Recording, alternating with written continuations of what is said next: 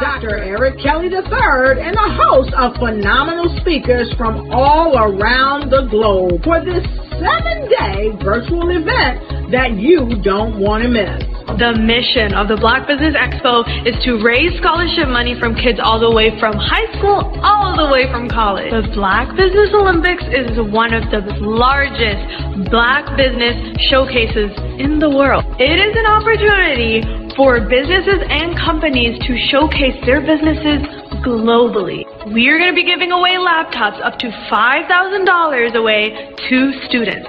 Again, I'm Olivia Appleberry, the founder of 2 Cents Finance and one of the speakers for the expo. I am so excited to see you there. For more info, go to www.blackbusinessexpousa.com or call 919-308-9090 and hope to see you there. I am Black Business. From the moment I wake until the time I sleep. Yes, I am Black Business. I am Black Business. Tell me, are you Black Business? I am Black Business. Do you support Black businesses? Listen, I support Black business because I am Black Business.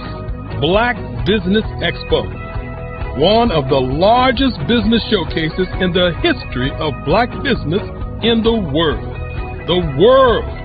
Sign up today at www.blackbusinessexpousa.com or call 919-308-9090.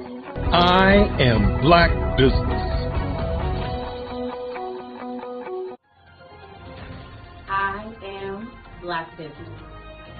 From the moment I wake until the time I sleep, I am Black Business.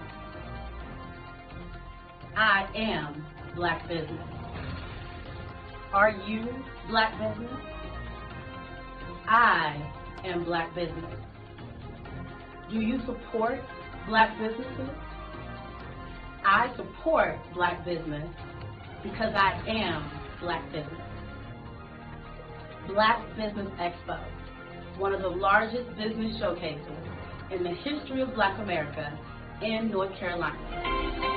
Join Dr. Eric Kelly III and a host of phenomenal speakers from all around the globe for this 7-day virtual event that you don't want to miss. The mission of the Black Business Expo is to raise scholarship money from kids all the way from high school all the way from college. The Black Business Olympics is one of the largest Black business showcases in the world. It is an opportunity for businesses and companies to showcase their businesses globally. We are going to be giving away laptops up to $5,000 away to students. Again, I'm Olivia Appleberry, the founder of 2 Cents Finance and one of the speakers for the expo. I am so excited to see you there. For more info, go to www.blackbusinessexpousa.com or call 919-308-9090 and hope to see you there. I am Black Business. From the moment I wake until the time I sleep. Yes, I am Black Business. I am Black Business. Tell me, are you Black Business? I am Black Business. Do you support Black businesses? Listen, I support Black business because I am Black Business. Black Business Expo, one of the largest business showcases in the history of Black business in the world.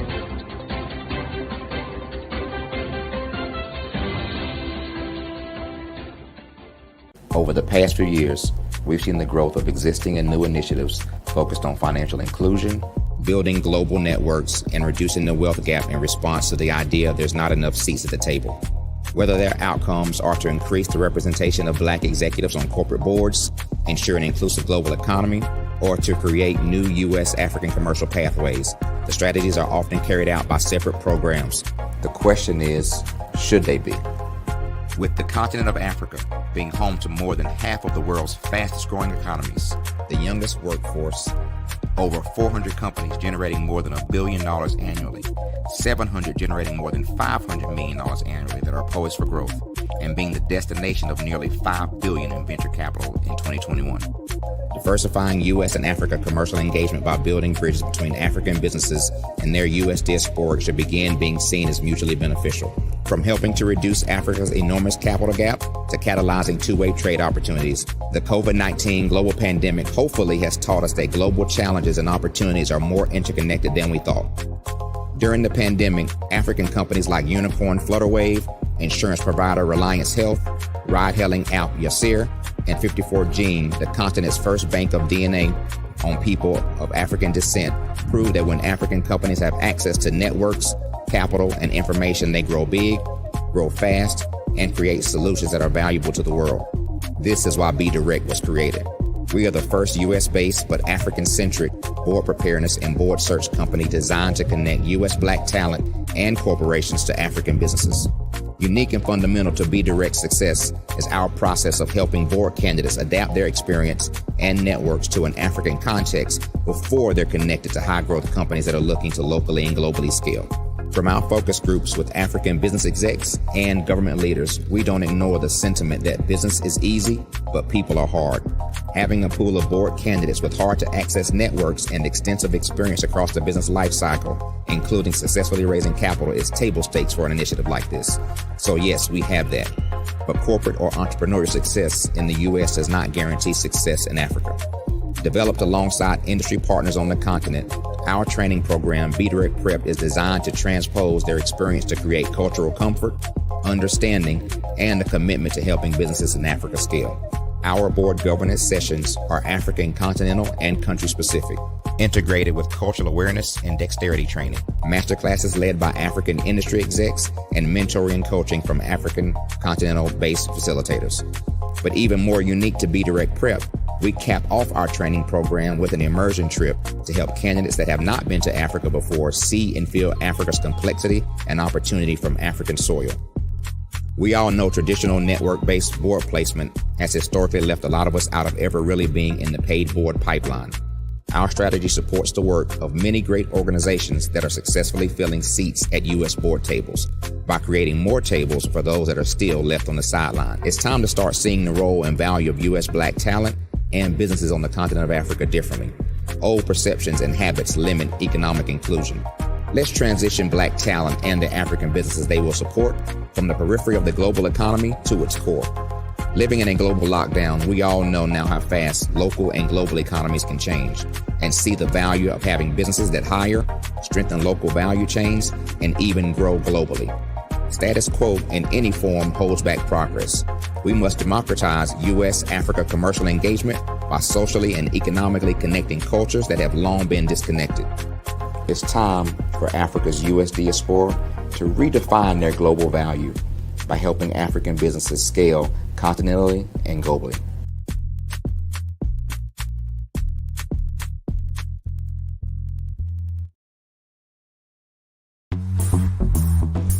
Attention all entrepreneurs and companies. Are you looking for reliable and efficient virtual assistants and back office support to help you manage your business tasks? Look no further than Superwoman Business Services. Our team of virtual assistants provides a full range of administrative support services, including operations management, social media marketing, and much more. We also offer website design services to help you create a professional online presence that reflects your unique brand. In addition to administrative support and website design, we offer business development and structuring services to help you grow your business and achieve your goals. We'll work closely with you to identify areas of improvement and develop a customized plan to help you reach your full potential. At Superwoman Business Services, we understand that running a business can be overwhelming and time-consuming. That's why we're here to help you fly high and achieve success. Our virtual assistants are highly skilled, experienced, and dedicated to providing you with the support you need to thrive. Come fly with us and take your business to new heights. Let us help you become the superhero entrepreneur you are meant to be.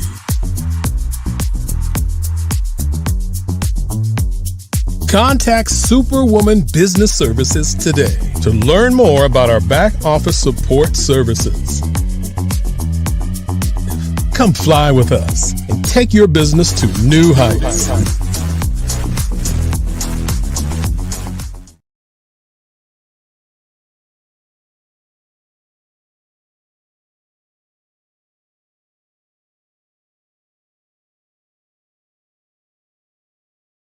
Absolutely. So our coaching program help people that have the lack of time, that lack strategies, and lack the confidence to go after their dream life. So we help them implement tools. We help them implement, I love to leave the inherited lack of finances or the education behind finances. But it wasn't until I lost my firstborn, my only son, that life changed for me. And where I was going after it all, living the corporate life, hit my 6-figure income, and living in my dream house with my dream man, driving my dream car. Wow. I nearly lost it all. Wow. When I lost my son. And so I realized it only takes one financial catastrophe that can change your entire life. That's what made me start All New Beginnings.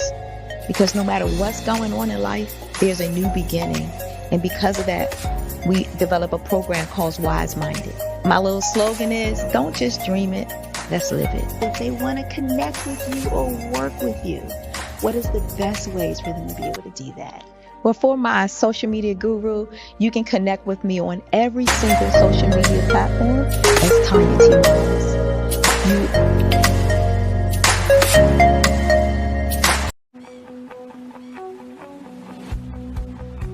I am Black Business. From the moment I wake until the time I sleep. Yes, I am Black Business. I am Black Business. Tell me, are you Black Business? I am Black Business. Do you support Black businesses? Listen, I support Black business because I am Black Business. Black Business Expo, one of the largest business showcases in the history of Black business in the world. The world. Sign up today at www.blackbusinessexpousa.com or call 919-308-9090. I am Black Business.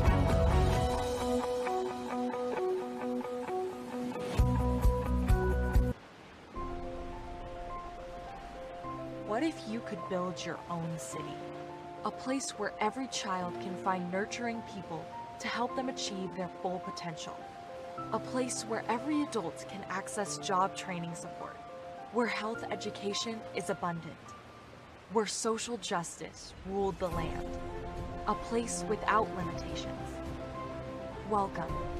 You have arrived at STEM City USA. It is what every city should be. A safe and trusted community where you find people and resources to help you become everything you are and beyond. STEM City is unlike anything you have ever experienced. It is a digital twin of the world around you, only better. STEM City is about energy and soul renewal. It is more than a digital world. You can almost feel the power of live cultural events, music, and theater. STEM City promises a better future for children with caring mentors and hands-on activities with dedicated tutors to support our youth. STEM City is your passport to a healthy lifestyle with weekly events addressing our community's many issues. STEM City is your financial well-being with helpful information on wealth management, career advancement, job training, and so much more. STEM City is the community you deserve. It is the city where your dreams can come true. STEM City USA, a place in the sky that is accessible to all who reach for the stars.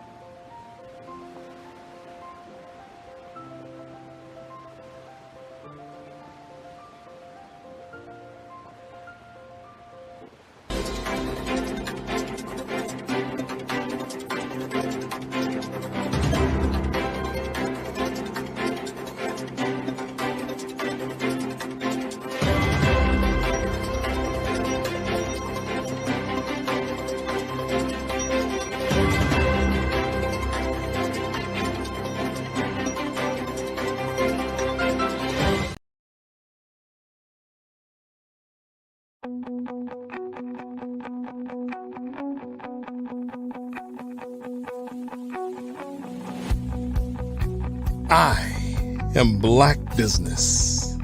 From the moment I wake until the time I sleep. Yes, I am Black Business. I am Black Business. Tell me, are you Black Business? I am Black Business. Do you support Black businesses? Listen, I support Black business because I am Black Business. Black Business Expo, one of the largest business showcases in the history of Black business in the world. The world! Sign up today at www.blackbusinessexpousa.com or call 919-308-9090. I am Black Business.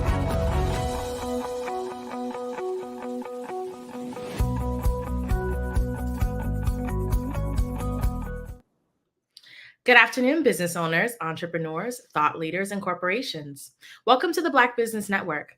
My name is Marak Hicks, and I'm the founder and CEO of Miracle Recruiting. I am your business moderator for this afternoon on the Black Business Network. The Black Business Network is a 24-hour business network showcasing Black businesses, business owners, entrepreneurs, and thought leaders worldwide.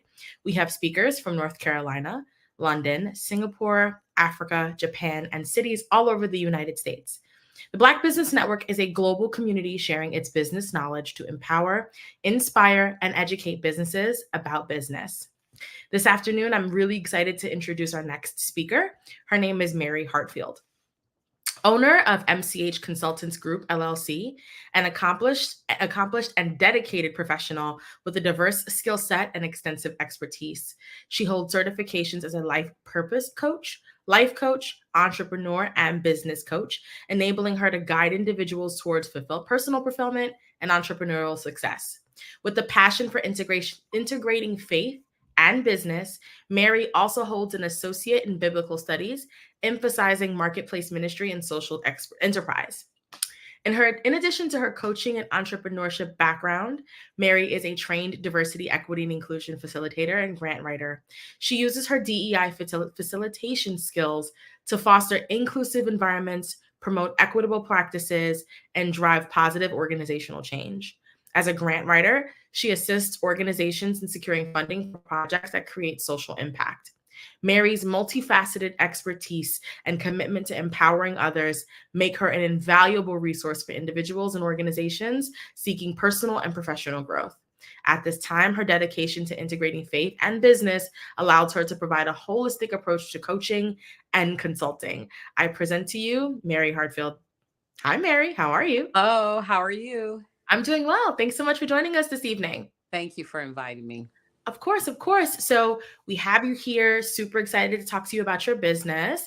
I guess to get started, let's jump right into the topic of today, which is diversity, equity, and inclusion.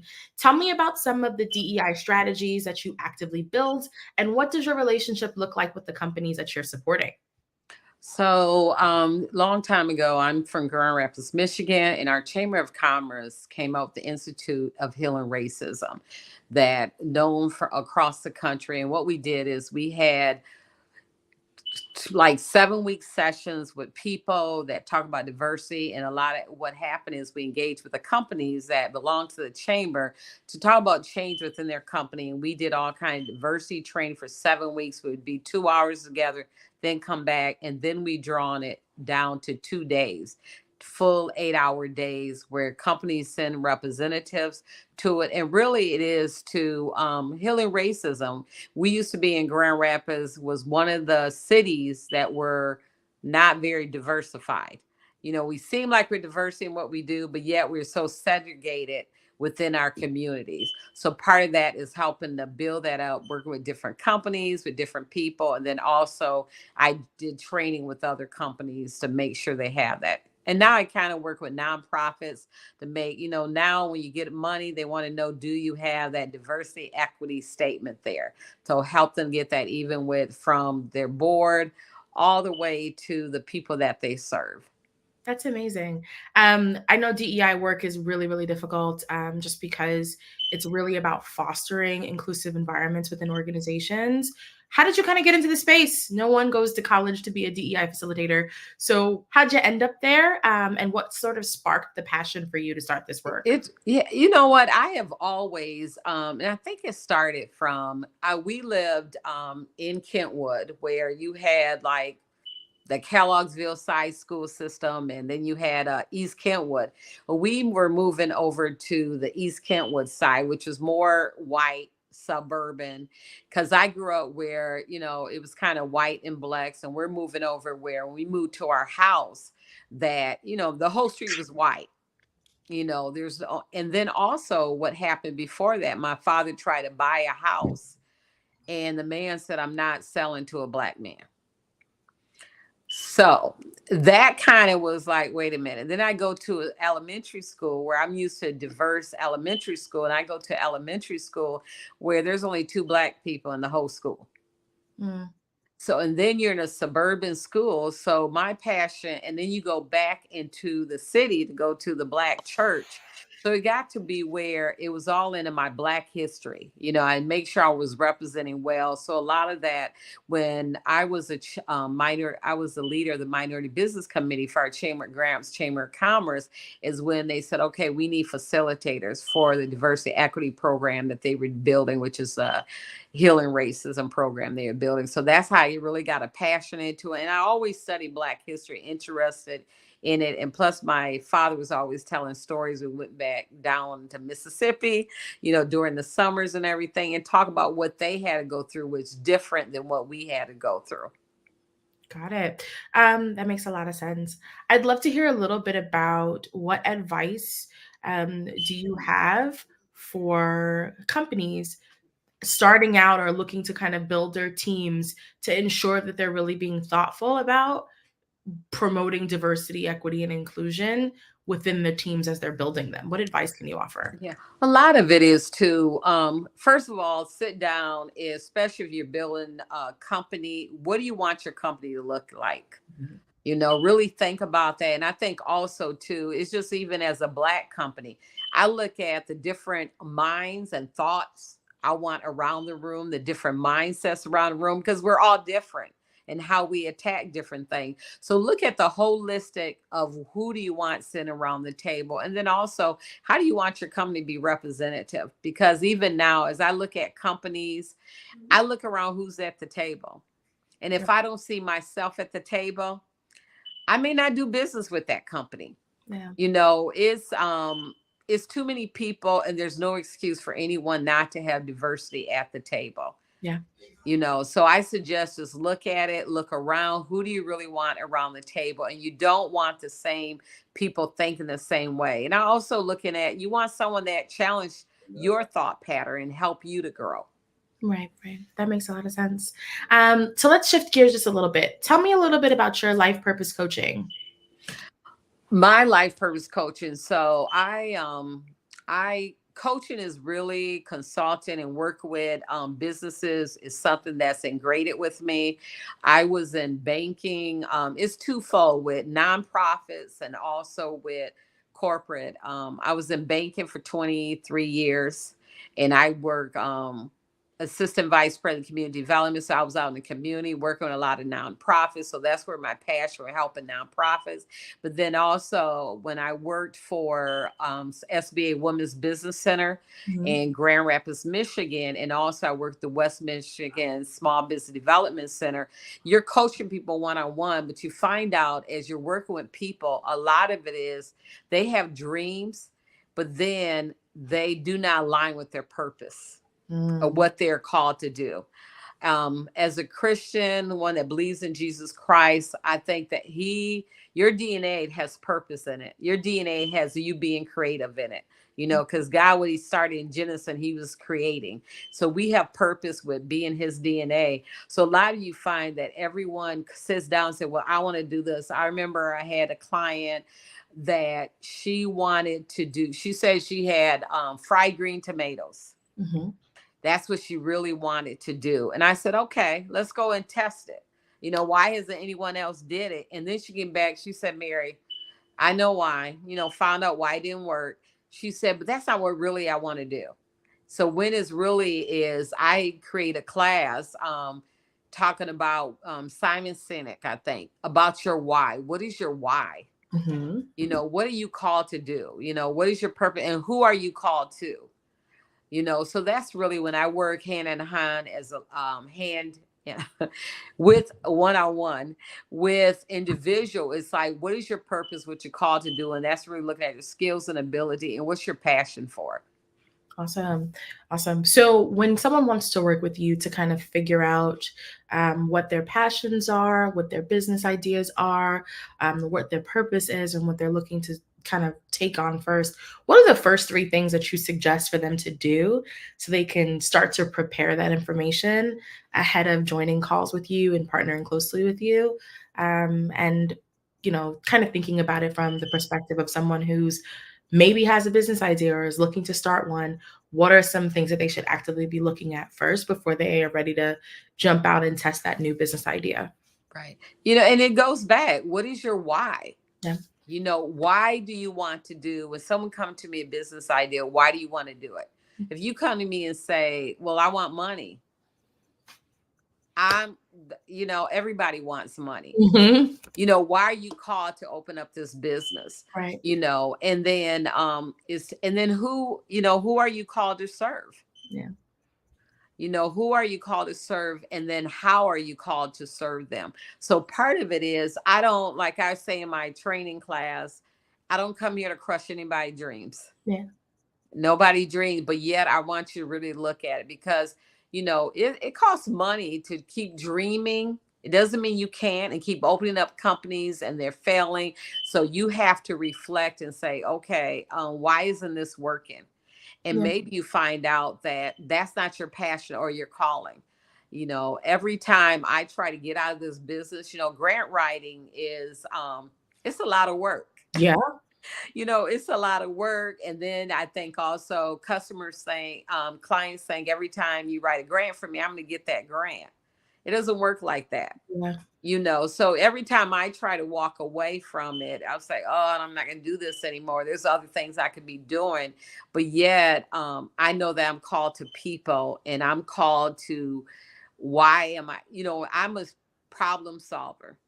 I have the solution. I can help you grant write. I can help you put your strategic plan together for your business or your nonprofit. So that's why I stay with the work, because I know that that's what I'm called to do. So it's a calling. So part of that, you have to look at it. Is that really my passion, what I want to do, and who am I called to serve? 1,000%. Let's touch on that grant writing too, because I know that that's a really, really important topic. Tell me a little bit about what you do as a grant writer, just for the audience who may not know what grant writers do, and then what makes you unique about the work that you do, or how you build the grants, the materials that you send out for the grants, and how do you kind of add your own spice to it to help your clients get their the grants, the funding. Right. Yeah. First, when a client comes to me and said, I have a nonprofit and I want to get some grants. So my first thing is, what's your mission statement? Okay. Your mission statement makes a difference when you are looking for funders. Excuse me. You got to make sure your mission aligns with what their purpose is and what they're trying to do. That's the first thing. Okay. Then your programming, are you women, men, reentry, people coming out of prison? What is your programming? So that also helps us to match up to find the grant that aligns with what you are trying to do. And then who's your target audience? Is your audience women? And when you say women, what type of women? What's the age group? Yeah. And girls and boys, to serve them. I worked for Girl Scouts for a lot of years. My purpose was girls. I was focused on urban girls. When I did a 6-week programming, I was able to get money, $30,000 every summer for 6 weeks to serve 30 girls. So part of that is, who are you serving, and then how are you going to serve them? I did a 6-week summer program where we focus on STEMs. science, technology, engineering, and math. We really focus on that math part of it and also the technology part of it. So that's what I'm looking for. How are you targeting and who are you targeting? Then we can match you up with the grant. And then part of that is to make sure that do you have your programming together? Right. When people want grants, they say, what is your expected outcome? So a lot of people come and say, well, I have this program. Okay, what's your outcomes? Well, I'm going to serve this many kids over the summer. No, what is your outcomes? Once they come into the program, what do you expect them to leave with? What's going to change different? So part of that is also saying, okay, I'm going to evaluate them when they come in. I'm going to do a pre and post test to see, but they're looking for that. What is the results? And also, does your outcomes match up with the grant that you're applying for? So a lot of times before we can even apply for the grant, I help them do some pre-work. Right. Getting their programming together. What is your plan of work? How you going to go about it? What's your outcomes? A lot of that is doing a logic model. A logic model shows you what do I need to do this? Who is the people? And then also, what's your short-term, long-term results from that? So that's really what I help people. A lot of times they come in, want to apply for the grant. We can't even do the grant first until we get your program and everything together. Got it. And do you only support nonprofits with grant writing, or do you also partner with for-profit businesses? Yep, I work with for-profit businesses too. They say, hey, I want to apply for this grant. I said, okay. So a lot of times people like I had a client that just come to me where, I just need this grant to review and you to go through it and see if it's match up. So I charge a minimum fee and I would walk through the grant with you and say, okay, yes, this matches up perfect. Or I say, you know what? You are not ready in your company yet because you have not did services, but yet still, do you want to apply for it? And I see this is what you need to do in order to apply for it. Got it. Okay. And how does a company know when they're ready to bring on someone like you? I think a lot of companies, if they are grassroots or new, or some companies that they've been in business before, or sometimes you're sitting there and you think, oh, I can do this on my own, but realize I really don't know the grant writing word or what foundations I look for, where I've worked with a lot of them. So I know what they're looking for. I just got one of my clients just did a build out of a building for $1.5 million. And we were able to bring in $500,000 worth of grant money to help her do that. So that's part of when you find out. And she was writing grants and doing great for herself. I mean, she was bringing in and going out and getting people, support people, sponsor. She said, I can't do this on my own anymore. So she brought me in to help her. It's not that she didn't know how to do, because she was doing a great job, but yet she brought me in to do some of the programming and put together the work that needed to be done. Got it. I want to shift gears to you and your personal experience. You talked a little bit about helping your clients find their purpose, and you mentioned that grant writing is one of yours. How did you first discover that this was your purpose? And then what steps did you take to actively start walking in that purpose and building your business? My mentor, how she became my mentor, we actually, as community development, I assistant vice president community development with the bank that I worked for in Grand Rapids. We had one of our nonprofits that said, hey, we want to go for this big grant. Okay, so we put a team together, and I was part of the team on the banking side of it, that we worked to this grant. Even the big dogs that were doing community development, they got it all the time, but no one else did. And we ended up getting this grant because we put a team together. And I was like, wow. Because it also, too, because I remember the two big giants that do a lot of community development. They're like, oh, Mary, okay. How did you, okay. They look at you different because you're like, oh, I put this grant. And I didn't realize that a lot of people didn't get this grant. And we got it. And that really, the person I work with became my mentor and showing me how to do grants and how to apply for the wording. Matter of fact, I was on the phone with her hour ago and saying we were checking on something.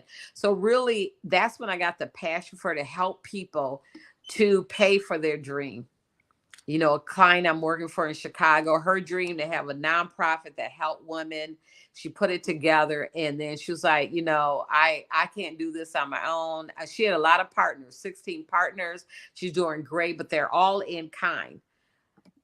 So in kind is where you don't really see the money, but they may give supplies, or they may give people volunteers she had, but she needed actually funds to fund her operation. So that's when they say, okay, to bring it in. But my passion just came from helping people, and because also just good with wording and knowing people what they need. And I'm kind of resource guru, so I can find resources for people. So that really got me into grant writing.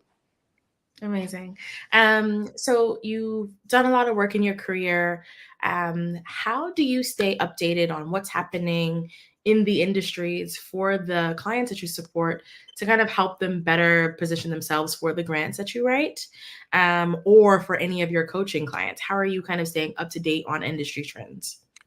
I'm doing a lot of training, getting newsletters. They send about grant alerts. A lot of those are getting in the mail, and just you have to set up a lot of process that trigger it, that it goes to a certain folder or whatever, you read it. And I'm also one in my business. I'm a lifelong learner. So on Fridays, I really don't work with clients. That's the time that I'm getting during some type of training in order to help my clients better. So I spend a lot of time in trainings, reading newsletters, reading grants that are out, and see if it's matched up with any of my clients. So I'm doing that all the time to make sure I am up to date. Got it. Piggybacking off that just a little bit, you mentioned that you're also getting grants in email and you're kind of keeping posted on those. When you partner with your clients, are you researching grants opportunities for them? Do they have to bring them to you? What does that partnership look like? It depends. Some, like I had one client, he's a business owner, and he goes, okay, someone referred me to you, and he had this grant he was looking at. So I told him what he had to do, and he said, okay, he'll work in. He thought he can do grants on his own. I said, okay, this is what I charge for researching grants, because it is a lot of work. And he was like, oh, I failed with somebody else doing that. I don't want to do it. So I wait on him to send me grants. He looks at it, reviews, and say, okay, I want to apply for this grant. Other people, they pay for me to research grants for them. So that's why I do. I research grants or go through it. Some people send me, I had a client said, Mary, I need the review. I just want you to see if this match up. I charge $75 and I'll walk through the grant for you and see if it matches up with you. So I do research. I'm kind of getting out of the research business a little bit, even though I'm always researching, but it is a lot of work, because there's a lot which you have to do to match up people with grants. So, but just work with them on research. They'll send them to me, say this grant, or on my website, my blog is to have resource for you on grants that are coming up that I'll put on there, so you can look at my blog and find out grants that are coming up for for-profit business and nonprofit businesses. Awesome.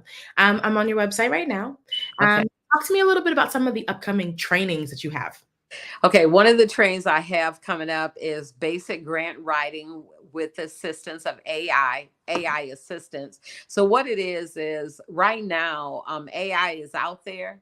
Mm-hmm. Everybody should be using it to their advantage. I know my business, A Game Changer, when it would take me 8 hours to do one little thing, now AI is my assistant and helping me do that. So part of it, I'm going to show you how to write a basic grant using AI assistance, how to go through that.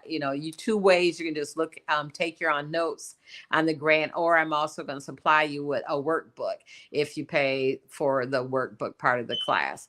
But it's going to be 2 hours. It's really an hour and a half I'm going to make it. Then questions and answers, people have it. But really, a lot of people are scared because they don't know how to do it. So that's why I'm starting at the basic level, where this is what you need to know to put to a grant, and what the work that you have to do, pre-work you have to do for a grant. Yep, that makes a lot of sense. So if we're thinking about brand new entrepreneurs, up and coming business owners, and even young adults or high school students who are thinking to start a business, what piece of advice can you give to them about what this world looks like and what they should focus on? First thing is this what you have a passion for? Mm-hmm.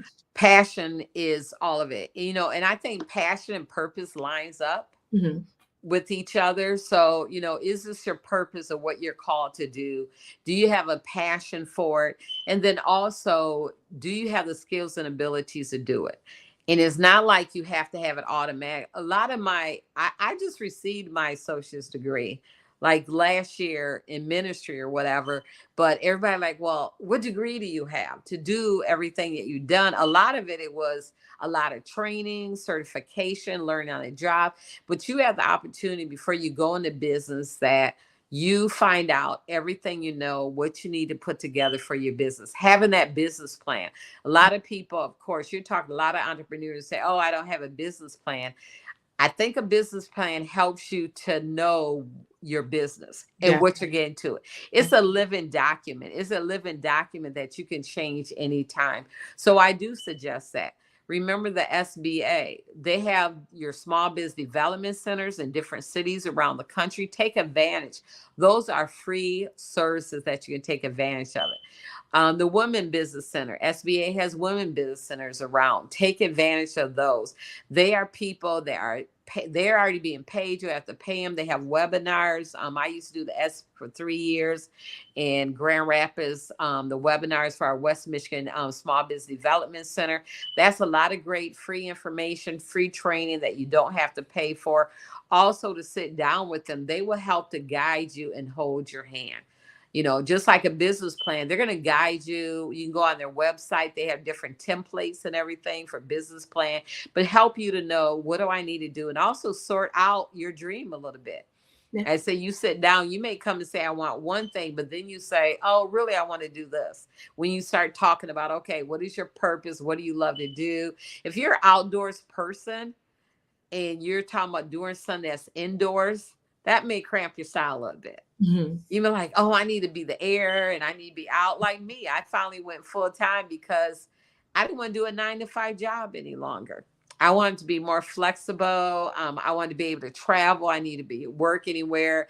You know, this year, last year started out, I was in one client in Chicago for 10 days, one client in Denver for 7 days. I'm in Atlanta right now, but I live in Detroit. So I want to be flexible, which entrepreneurship is great for that, and work anywhere. But you hear all these webinars and people say, oh, I'm making millions of dollars. It doesn't work like that. Yeah. You know, you got to decide also if you're going to do the hard work for it. And the thing about it is, failure is okay. Yeah. You know, we think of Steve Jobs. You know, think about it. You had a company, Apple, and your board of directors fires you out of your own company. But then we went ahead. I forgot. My slip my mind. What company he created in the film industry? If we would have had that, if he hadn't been fired, and then they realized that they had to hire him back. So I always say, don't tell anyone everything. I don't care who it is. Don't tell them everything of your business and your ideal, because people do still. Business ideals. Don't tell them everything. Some of it keep to yourself. So even if they let you go, your board of directors, they're going to need you because you didn't give them every piece of what your vision and dream was. Got it. So I see that you have that class coming up. Do you have any other projects coming up that you want to chat about with the folks right now? I think more, I'm going back to more of doing my coaching. I find out people, self-care. I'm a certified self-care coach. Find out that self-care is a lot of people, and women especially, are not empowered to do self-care. Yeah. And when I talk about that, it's just like even saying no. You know, someone said, well, I don't want to say no. I said, why not? Well, I don't know what explanation. I said, no is a complete sentence. You don't need to give an explanation. But that is part of self-care, of knowing when to say no. Find out a lot of people, they're just overbooking themselves. When they get home, they're wiped out, tired, don't know what to do. And plus, a lot of times we're giving more to other people's dreams than what we're giving to our own dreams. So, you know, I'm going to have a self-care group training I'm going to do for about 6 weeks. That's going to come up or in March. But part of that is real getting empowered, because you find out as you talk to people is that they don't know how to empower themselves, you know, and that's really their self-care. I also have a podcast where I'm a caregiver. My husband, before he died, was sick for 7 years, and I cared for him. So I do have Hearts of Caregiving podcast we drop every Wednesday, because find out there's a lot of things caregivers don't know. Yeah. And just to empower caregivers to walk in, also for them for self-care. So a lot of focus on self-care coming up in the future. Okay. And then if someone is interested in partnering with you, what does the process look like? Do they just submit to your website? Do they have like a form they need to fill out? What documents do they need? Yeah, they just go to contact me on my website, mchconsultantsgroup.com, and they fill out the form, and then I will contact them back and we'll talk about it and make sure, because one of the things too, I always want to make sure I have the right partner that I'm partnering up with. And if it's a great fit. So I'm always at, a lot of times because of money, people say, oh, I'm going to take on everybody. I don't take on everyone. I got to make sure we align with each other and I'm the right fit for you too. That makes a lot of sense. Thank you for sharing that. Okay. So one more question before we head out. It's the beginning of the year, right? What are 5 pieces of advice that you want to give to anyone who is either starting a business or has a current business to really take advantage of the grants opportunities that are coming down the pipeline this year? 5 tips and tricks that sets them up for success on the grant writing or getting and receiving grant side of things. Okay. Look at your mission statement. Make sure your mission statement is clear. That's one thing we're going to go over in the AI training. Make sure in that clear. Also your values. Write down your values of your company. Okay. Because also when you look at grants, they're going to be saying, okay, these are our values, what our purpose is, and making sure they're aligned. And then also when you talk about programming, what is your program? Is it clear? Is your target market clear of who you are trying to reach? And then making sure your outcomes, what do you expect to achieve based on the work that you want to do? And make sure you're clear on that. And then also your website. Make sure you have a website.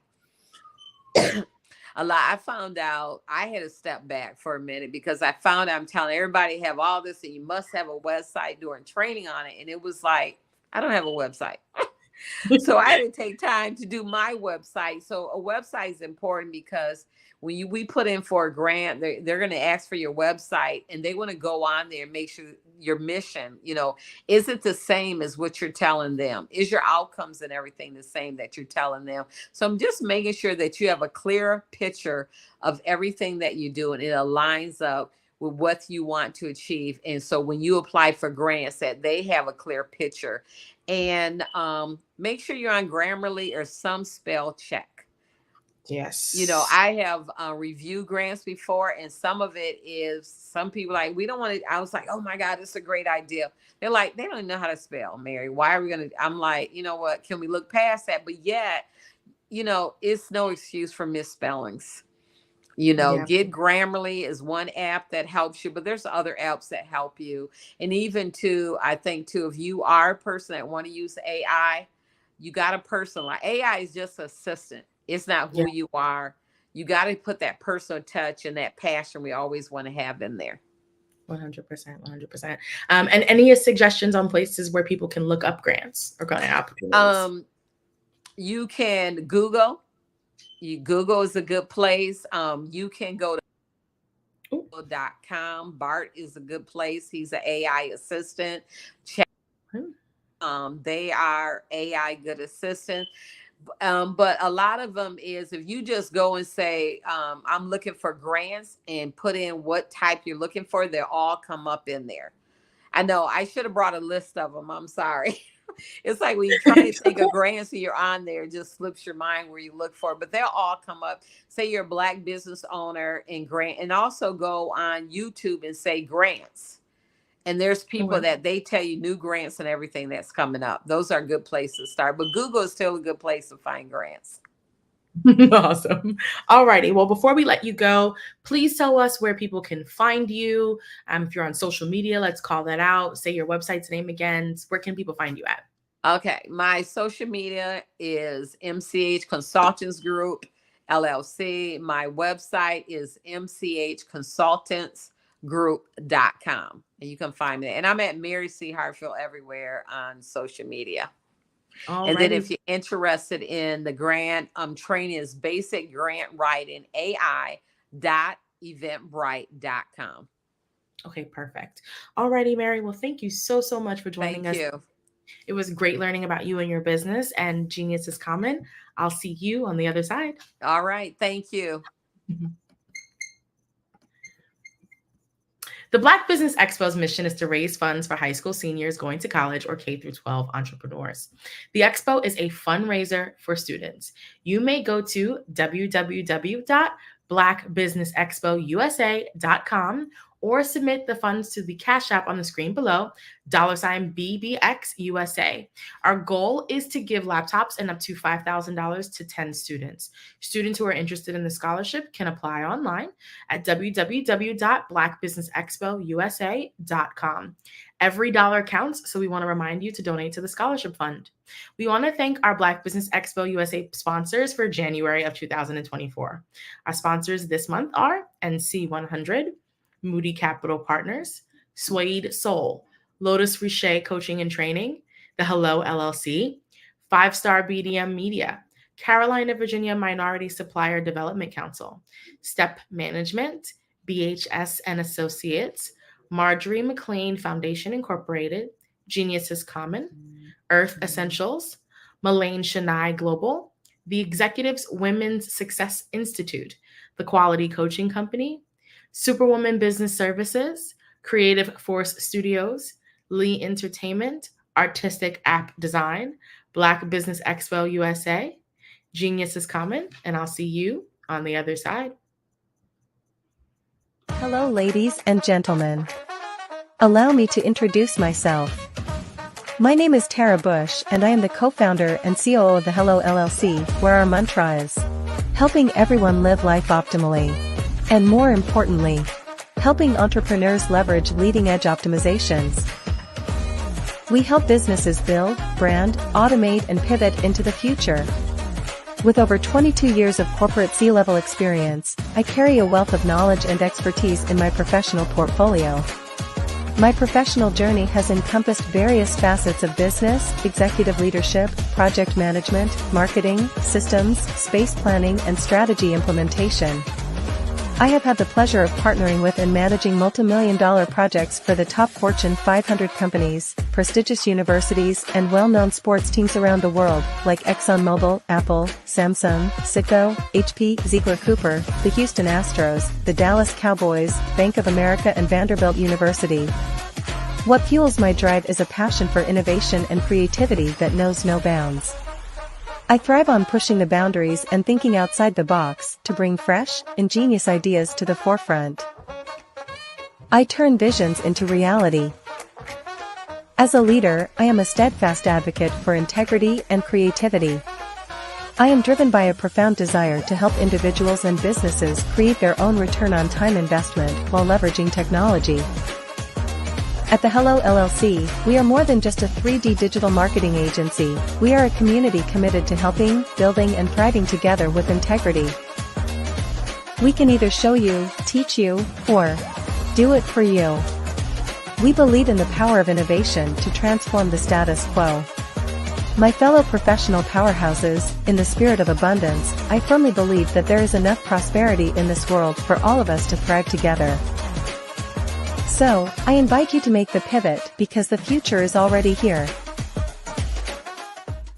I'd like you to imagine with me, if you will, opening an app where you can collaborate with like-minded individuals from around the world, get inspiration and in-app tools to launch and grow your business, as well as share your knowledge and earn compensation, all in one app. Well, the name of that app is Truso, short for Truly Social. Hi, I'm Matthew Newman, the founder and CEO of Truso. A new concept in social media, Truso is designed from the ground up to be a platform that's both social and empowering for all its users. How exactly do we do that? I'm glad you asked. First, Truso brings the world together via video.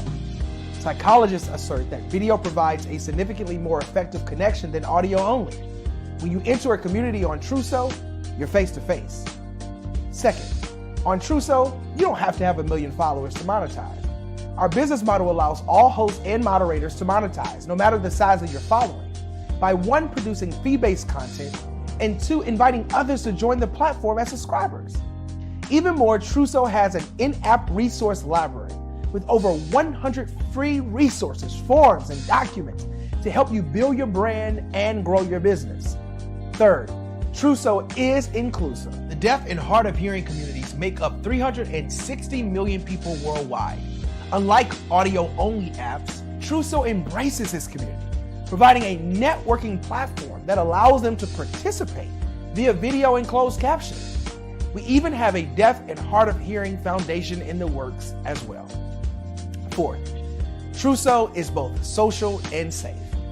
We refer to Truso as a virtual extension of the beauty shop, barbershop, and brainchild of the community. A place where there's laughter, along with wisdom, growth-oriented conversation, and genuine connections in a safe space. Truso even has proprietary security to ensure we maintain a safe environment for everyone. Where are we at now? Truso is live, y'all. We've launched in beta and we're acquiring users daily. We have an incredible development and marketing team, plus amazing celebrity influencers at the table, helping us spread the word around the globe, beginning within the African diaspora and beyond by creating a safe space for growth, connection, and collaboration. We're truly excited about Truso. We've created something special for which there is a global market. And we invite you to embark on this journey with us as a shareholder. The future for Truso is truly bright. Join us and let's go there together.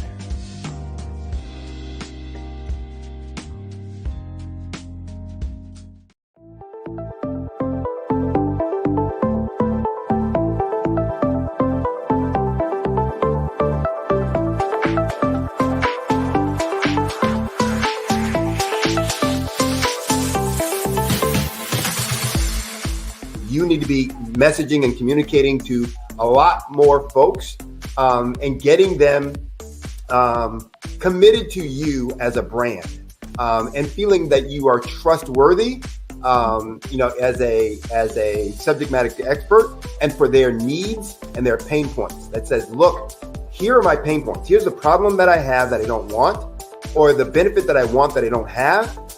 And Grant and Sydney understand that and are giving me information to be able to assist, in my eliminating those pain points.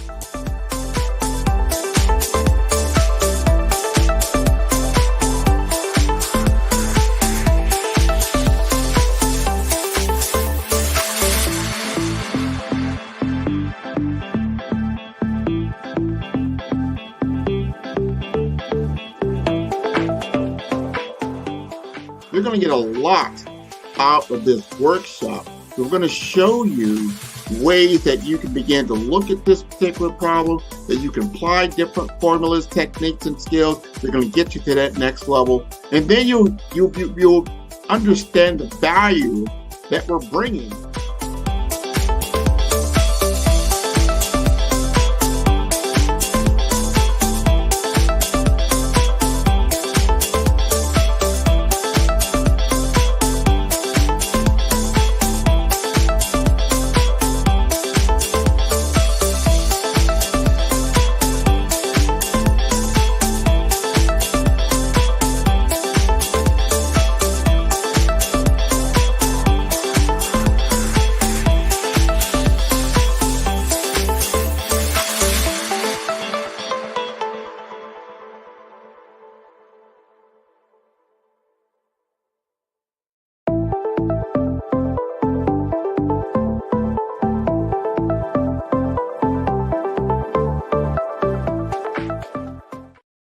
Hello, I am Dr. Eric Kelly III, the visionary strategist and founder of the Black Business Olympics. I invite you to showcase your Black-owned businesses on the Black Business Network global stage. The Black Business Olympics is a global Black Business Network platform that propels Black-owned businesses into the international spotlight. By showcasing your business on the Black Business Olympics platform, you can reach a worldwide audience of potential customers, partners, and investors. You can also establish yourself as a thought leader an expert in your field, attract lucrative partnerships, and more speaking engagements. In addition, the Black Business Olympics platform provides a valuable opportunity to connect and collaborate with like-minded entrepreneurs and business professionals from around the world. This can lead to new business opportunities, ideas, and relationships. Finally, by sharing your story and expertise on the Black Business Olympics platform, you can inspire and empower others. This is a powerful way to make a positive impact on the world and leave a lasting legacy. If you are a Black-owned business owner, I encourage you to seize the opportunity to showcase your business on the Black Business Olympics platform. It is a once-in-a-lifetime opportunity to make an indelible mark on the world. Be one of the 1,000 visionary entrepreneurs who are changing students' lives, shaping industries, and leaving an unforgettable legacy for their families. Unleash your voice on our global stage and watch your business thrive. Black Business Olympics is one of the largest Black business showcases in the history of Black business in the world. Yes, the entire world. Just give me a call today at 919-308-9090.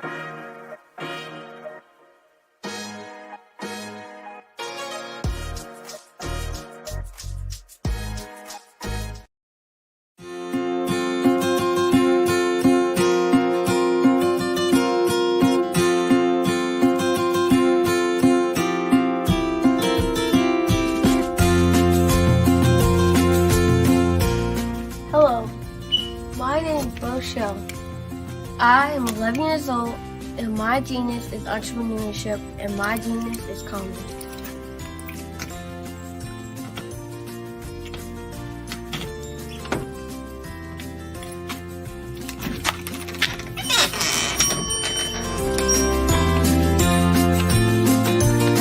I have been hard at work, and my genius since the age of 8 when I asked my parents to buy me an ice cream cart for my 8th birthday. Why? Because I love ice cream, and I knew that 99.9% of the world loves ice cream too.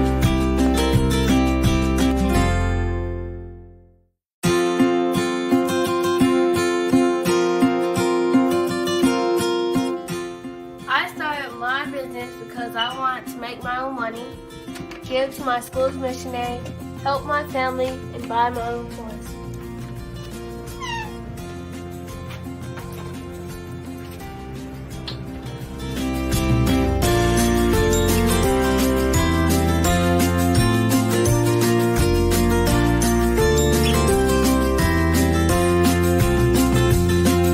While working in my genius, I have learned a lot about business and what it takes to be successful. I quickly learned that hard work, determination, and perseverance are the standard qualities you need to succeed.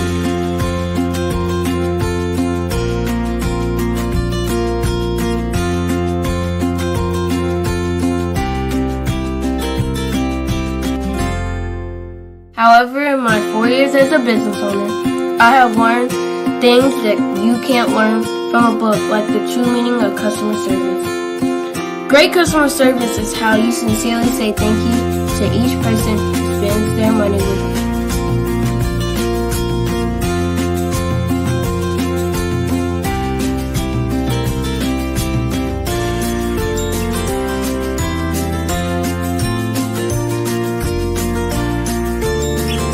I have learned that there are more people praying for me to succeed than those who are not.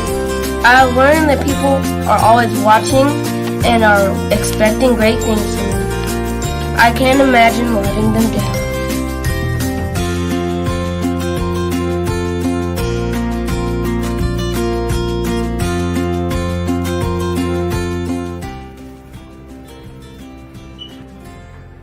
I have learned that I must lift as I rise, and that I must be my brother's keeper.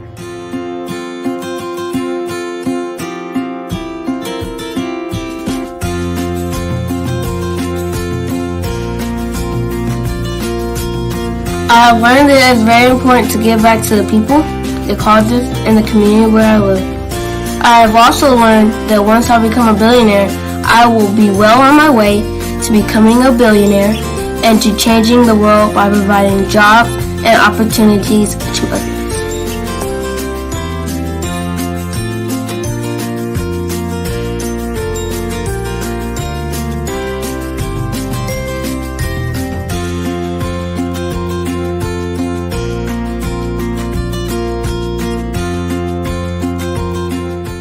I'm Boshell, the little icing cube, and my genius is common.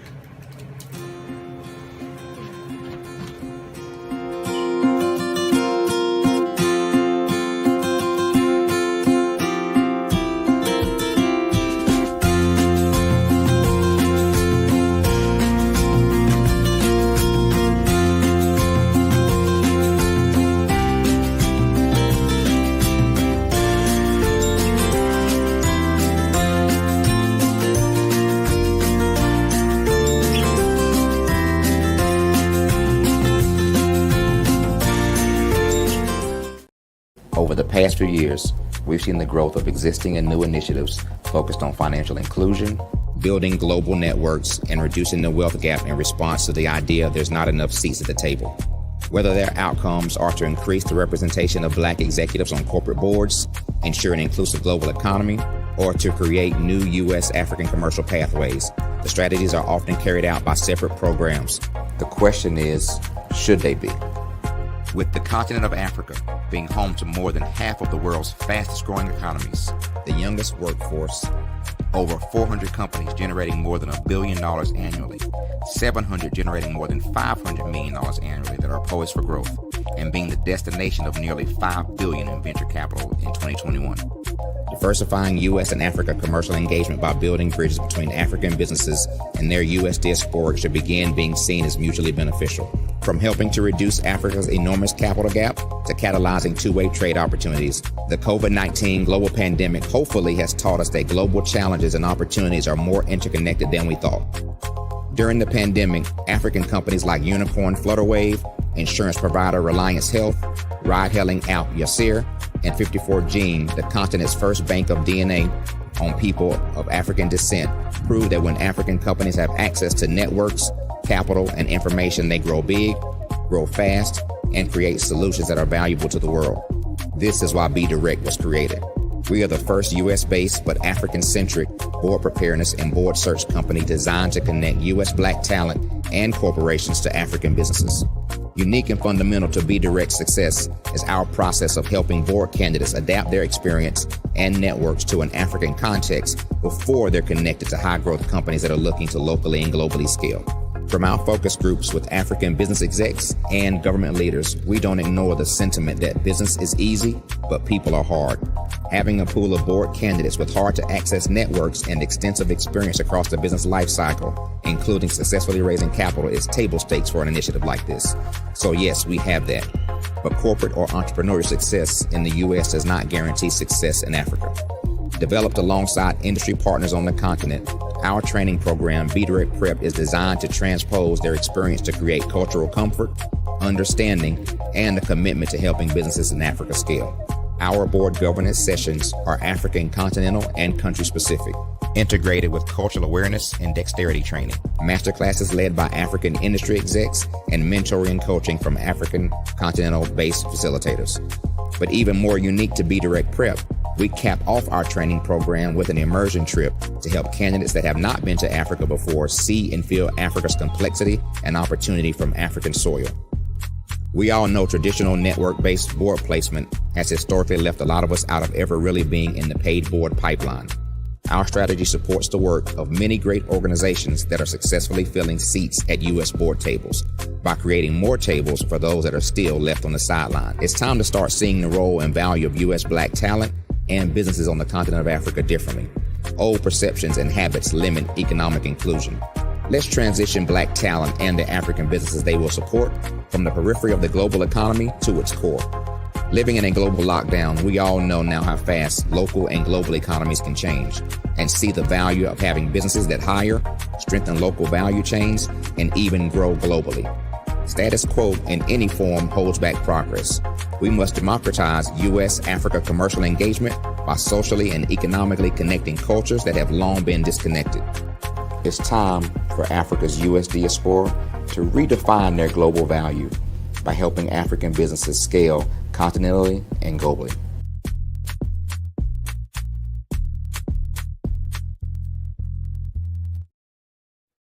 Hey everyone, it's Grant McGaw, CEO of 5-Star BDM and host of the award-winning Follow the Brand podcast and TV series, where I help you to build a 5-star brand that people will follow. My genius is personal brand development through intelligent communication and helping you achieve your business and career goals. I am a requested speaker on digital technology and brand development issues. I want to work with you to increase the value of your current opportunities while attracting new ones. Every one of you is unique, and we all share challenges that can be addressed through smart branding. As a super connector, I work with you as an executive coach to guide you along the complicated business and career development road, providing the enhancement tools and information you need to succeed. Together, I will help you succeed in today's challenging business climate. I will evaluate and measure your progress. Best of all, I am right alongside you every step of the way. Build the brand called you. Genius is coming. It's your time to ignite and take flight in every area of your life with the new Ignite and Take Flight Planner 2024. It's time for you to seize the year with your great new planner. You see, this planner is designed for every entrepreneur to pursue strategic planning that cultivates leadership, accountability, gratitude, and leads to your ultimate success in life and in work, with sections that help you with your project management, habit tracking, resources, and coupon pages that are second to none that empower each entrepreneur to make their mark, get noticed, and take charge. Reach the pinnacle of success like never before through effective planning. So get your Ignite and Take Flight Planner 2024. It's time for you to ignite your future.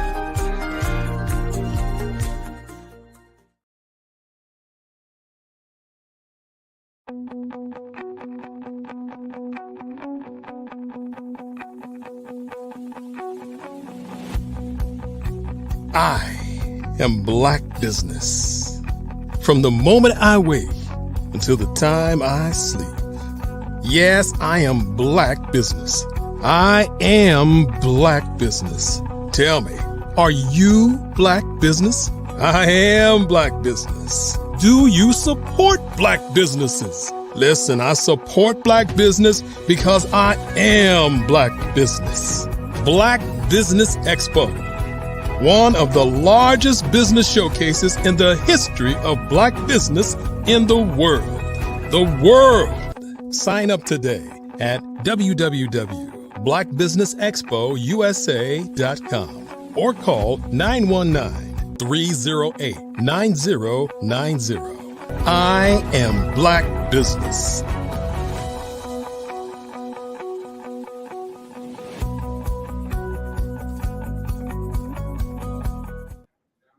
Good evening, business owners, entrepreneurs, thought leaders, and corporations. Welcome to the Black Business Network. My name is Marak Hicks, and I am the founder and CEO of Miracle Recruiting, and I am your business moderator for this evening on the Black Business Network. The Black Business Network is a 24-hour business network showcasing Black businesses, business owners, entrepreneurs, and thought leaders worldwide. We have speakers from North Carolina, London, Singapore, Africa, Japan, and cities all over the United States. The Black Business Network is a global community sharing its business knowledge to empower, inspire, and educate businesses about business. Our next speaker this evening is Henry Ward. a Chief Operating Officer of Be Direct, the nation's first U.S.-based but African-centric corporate bird preparedness and board search company. Henry Ward's responsibilities are very broad in scope, ranging from strategic planning and new product development to sales, financial planning, and overall P&L leadership. Ward has served as one of the company's top 3 executives since its founding in late 2020. Ward's professional background is very deeply rooted in growing domestic and global businesses. Prior to Be Direct, Ward served as a general manager, healthcare vertical at Fiserv Incorporated, a global fintech company where he held overall responsibility for all strategic, commercial, and operational initiatives for the 100 million plus technology line of business, providing SaaS, software as a service, billing and payment solutions. Prior to Fiserv, Ward served as a head of product management, global consumer solutions at Equifax, with overall responsibility for revenue generation, new product development, and product and platform lifecycle management for the $400 million fintech business unit providing software as a service credit monitoring solutions. Ward also served as the global vice president of Verint Systems with P&L ownership of Verint's $700 million global business unit providing software as a service customer engagement solutions across multiple vertical markets. In addition, Ward's professional career includes McKesson Corporation, where he served as a director of product management and business unit strategy leader. Ward's earlier career encompasses leadership roles at U.S. Bank, as well as 17 years of General Electric Company, in various roles of increasing responsibility. Ward is a member of Private Directors Association, a national organization whose mission is to connect board-ready executives and current board of directors with privately held companies for the U.S. board consideration. He holds a BS MBA in Information Systems from Xavier University in Cincinnati, Ohio, and a Lean Six Sigma Black Belt certification from General Electric. I am excited to present to you Mr. Henry Ward, joined by Grant McGaugh. Hi, guys. Marak, how are you? Good. How are you? How are you? Thank you so much for coming this evening. Thank you so much for the introduction. Of course, of course. Alrighty, well, I'll leave you to it. Genius is common, and I'll see you both on the other side. Thank you. Henry Ward, how are you doing? Good, Grant. How are you? I'm doing great, man. Welcome to 2024 January. This is our inaugural kickoff at the Black Business Olympics here in January. And you know what? You've been busy. We have been. Just finished up some things in your first cohort. I mean, this is kind of historic for you, right? It is. Right? We talked about some things last year when you were on the show, and we really got into some in-depth, great conversation. Yeah. So tell me a little bit about what the cohort, what did you learn from this first time around? Well, first of all, thanks so much, Grant. It's great to be back in 2024. It actually has been a really exciting year for us, for Be Direct. So one of the things, Be Direct, as was said, is the first U.S.-based but African-centric corporate board preparedness and board search company, specifically designed to take U.S. Black executives and Black entrepreneurs through a 8-month training program, and we'll talk about that a little bit later. But after we take them through the training program, place them on corporate boards on the African continent. And so what's been great for us is to be able to take these just really exciting and really top-notch executives and entrepreneurs through this kind of 8-month process. The training is divided up into 2 different parts. One, a corporate governance part, in which we partnered with a company out of South Africa that actually does corporate governance across the African continent. And that's where they learn really the technical skills about corporate governance. The other part of the program is where we teach cultural dexterity. And that's where a lot of the learning has taken place for our cohort participants. In terms of what we've learned as Be Direct in the process is cultural dexterity is actually a huger piece of the puzzle than we even projected it was.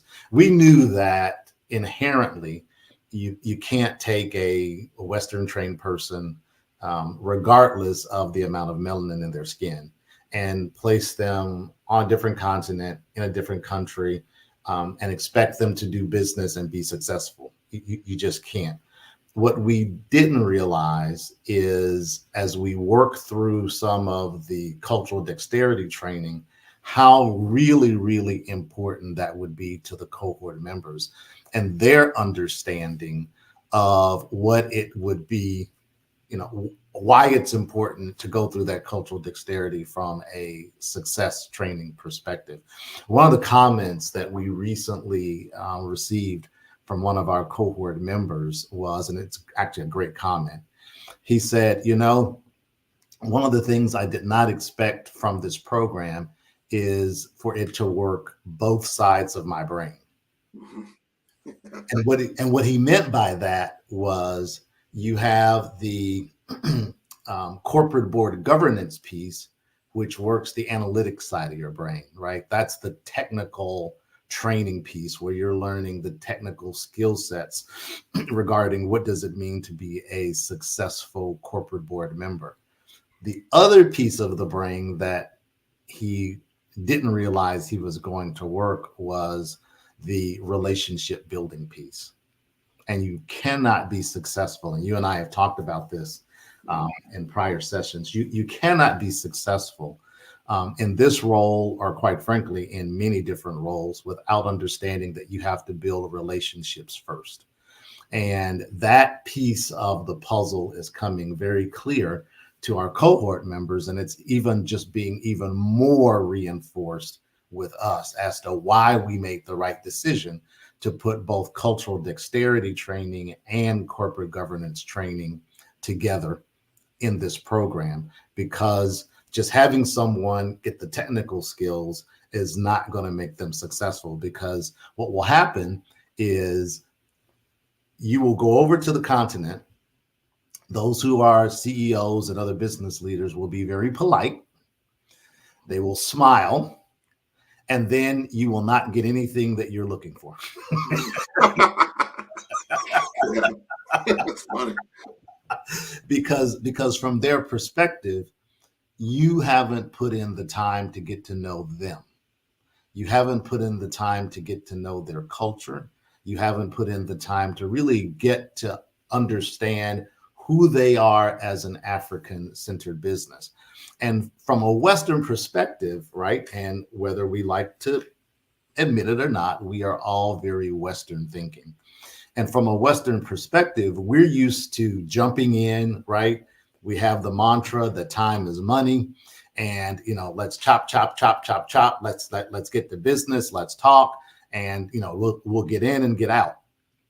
That is not the way business is done on the African continent, nor, quite frankly, is it the way that business is done on the Asian continent.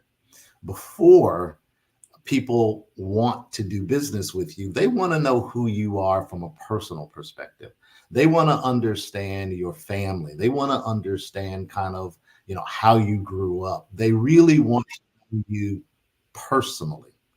And because of that, many people, including our founder, Larry Yan, in his early career, have had missteps. As a matter of fact, Larry is fond of saying that Be Direct is actually getting the benefit of all of the missteps he made in his prior career. Larry actually, in addition to being the founder and CEO of Be Direct, Larry also runs a cybersecurity company that does business across the African continent, as well as a call center company that has its operations based out of South Africa. And so he's been doing business on the continent for a while, but he made many of the wrong decisions that many people make in terms of not understanding how important relationship building is. And that is just being constantly reinforced as we go through this cohort. They are understanding that perhaps how they perceive themselves in terms of dealing with other cultures may not necessarily be the way they are actually being perceived. We actually put a tool in place called the intercultural development tool. And what it does is it assesses how a person self-assesses in terms of intercultural development versus how they would be perceived in other countries. And what they found out and what we found out with them is, many times when, even with performance appraisals in our jobs, many times we may perceive ourselves here. Happens all the time. And then when our manager does their performance appraisal of us, it comes in, down here sometimes. And what our cohort members have found is that many times their perception of themselves in terms of their intercultural development is not necessarily where the other culture would have placed them. And so, we spend just a huge amount of time on both cultural dexterity and on the corporate governance piece. And we are just really excited, as you kind of teased in your opening, we are really excited that we are about to begin class 2 in the spring of 2024 for Be Direct. Well, let's unpack that just a little bit. Yeah, right? absolutely. You gave us a lot. And, some people are benefiting from the fact that we did a lot of discussion last year in 2023 about Be Direct, what its purpose is, the big problem that it is solving, and giving opportunity to serve in a way that you traditionally have not been able to. That's right. In the West, in Absolutely. the US and the European bloc and things like that, that you can actually go into the African continent and present your particular tool sets, skill sets, mindset in a way that people will appreciate what you bring to the table. And there's a vice versa. There's people in Africa that want to do business with people in America and vice versa. And we want to create that bridge. That's right. Now you've got that good cohort. And now we're in the Black Business Olympics, right? So a lot of Black business owners. And this is a good teaching, I believe, because we all start out with a plan. We're in January. Everybody, I would figured they took Q4 and said, you know what, this is what we're going to do in Q1. And now they're hitting the ground and they're running. And just like with anything, especially like in sports, you might have a game plan. That's right. You're playing like, you know what, if I draw it up just like this and we do everything just right, we're going to score. And we often find out that when we hit the field and we actually start playing the game, it doesn't go exactly as planned. What were some of those key learnings that you learned? Now you had this cohort number 1, you had this idea. That's almost like you start out with your ideal with an L, the ideal. Exactly. The idea, you have the ideal, but then it becomes the reality. The reality was this. This is what happened. And that's how you can learn. And so, you know what? That was good takeaways. And we can take that in cohort number 2. Exactly. Talk to us about what you think your, 3 or 4 or 5, however you want to frame that, that you learned in this last go round. Yeah, great question. As a matter of fact, it reminds me of that famous quote by Mike Tyson: everybody has a plan until they get hit. That's it. You got a wake-up call, right? Yeah. That's exactly right. So for us, really, it was understanding kind of how we needed to make sure that we integrated the executive coaching piece into the puzzle.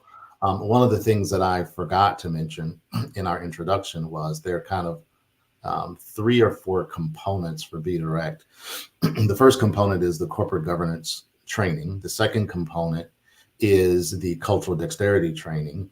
The third component for our Black executives and Black entrepreneurs is the executive coaching piece. We were very blessed to be able to partner with a company out of South Africa that does not only executive coaching, but also has very strong knowledge from a corporate board governance perspective. Probably one of the things that we would have done differently is to bring the executive coaching piece in earlier in the process. We are, the executive coaches are currently now engaged with our cohort members. I think we probably would have brought them in maybe just maybe a month or two earlier into the process so that they could, really understand how the cohort is dealing with specific issues around the governance piece and around the dexterity piece. Now, the nice piece of that is the executive coaches will get the output of the intercultural development assessment. They'll get the output of the Herman Brain Dominance Assessment, which is another assessment tool that we use. And so they will get that in order to help coach our members, but probably we could have brought them in a little earlier. Another thing, just from a business perspective, that we learned is the sales cycle. Right. So we now understand that the sales cycle for this this business is probably around 90 to 120 days. And so our expectation initially was that it was a more tighter sales cycle. It was a shorter sales cycle. But the reality is, when you're asking someone to put down a minimum of $10,500 for the early bird registration and $15,000 for the late registration, that sometimes the sales cycle is going to be a little bit longer than we had originally projected. And so that was a great lesson learned for us, because we are now in the middle of the sales cycle for our second cohort, which will begin in the spring. Will begin around June of this year. So we are giving ourselves the proper time in order to make sure that we can meet our sales targets as we've designed them. Our audience, in terms of how they look at funding this, many people actually have their corporations to fund the fee. Some people, as a matter of fact, it's probably about half and half. There are many people that are actually self-funding. And so they actually realize the value of what they're getting out of the program. They also realize that what we bring to the table is not just corporate board governance, but the second piece of that puzzle for us is on the executive search side. So while the cohort is going through their training process and learning what does it mean to be a corporate board director on the African continent, learning what does it mean to understand the cultural dexterity piece of that and how important the cultural dexterity is, we are simultaneously working on their behalf, talking with venture capitalists, private equity firms, public and private companies on the African continent to help place them. And so that is a huge differentiator for us in terms of, the programs in the United States, because one of the things, and again, you alluded to this in your opening, one of the things that we knew going into this is that we're tapping into Black entrepreneurs and Black executives who are not necessarily getting the opportunity to sit on corporate boards here in the United States. Many of us, including myself, have been on nonprofit boards, and nonprofit boards are great. They're a great way to understand what kind of meeting governance is about. It's a great way to give back. The reality is, though, that many nonprofit boards want you to bring a check with you. Of course. When you come, which is different than corporate board work in which you are compensated for your work on the board. And I got a quick question for you, Henri. That's a very, because as an executive, I'm gonna put on my my senior executive role hat. Yeah, right? absolutely. Let's just say I'm a CFO, COO, CEO, see something, right? And I see a fee is 10 to 15K. Right. However, I'm going to sit on a board that's compensated. That's exactly right. So I got to look at ROI, right? Return on investment all That's the way exactly around. Is that, I mean, I don't know. Tell us how you actually approach these executives and lay out your values to them so they understand. And especially if you've got a corporation that's going to fund this investment, how do they view the ROI? Great question. So from a benefits perspective and from a value prop perspective, we actually have two different value props.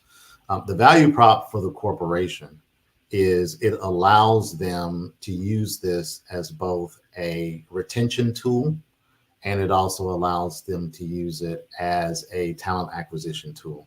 So when they are going after senior executive talent and our focus from a corporation perspective is vice president to C-suite. Sweet spot being vice president and senior vice president. So when companies are wooing talent and they are trying to differentiate themselves from competitors, a part of the conversation that we have with corporations is, here's a way for you to bring in top talent and differentiate yourself other than just from a monetary compensation perspective, right? Because everybody is looking at base pay plus bonus, and if you are a publicly traded company, equity, right? That's kind of table stakes for what everybody brings to the table. Now, people differ in terms of how much that base pay is going to be or how much that equity is going to be or bonus, but that's usually the compensation package. How we position ourselves is, in addition to that, here is a way for you to invest in your employees and a way for them to see you as differentiated from someone else that they may be looking at from a job perspective. So that's on the talent acquisition side. On the talent retention side, it's a great way to retain Black executive talent. Because again, if you are someone at that VP or above level, because of the fact the reality is there are not many people playing at that skill set and at that level, you're going to be sought after. And you're going to want to know that your company wants to invest in you in order to keep you.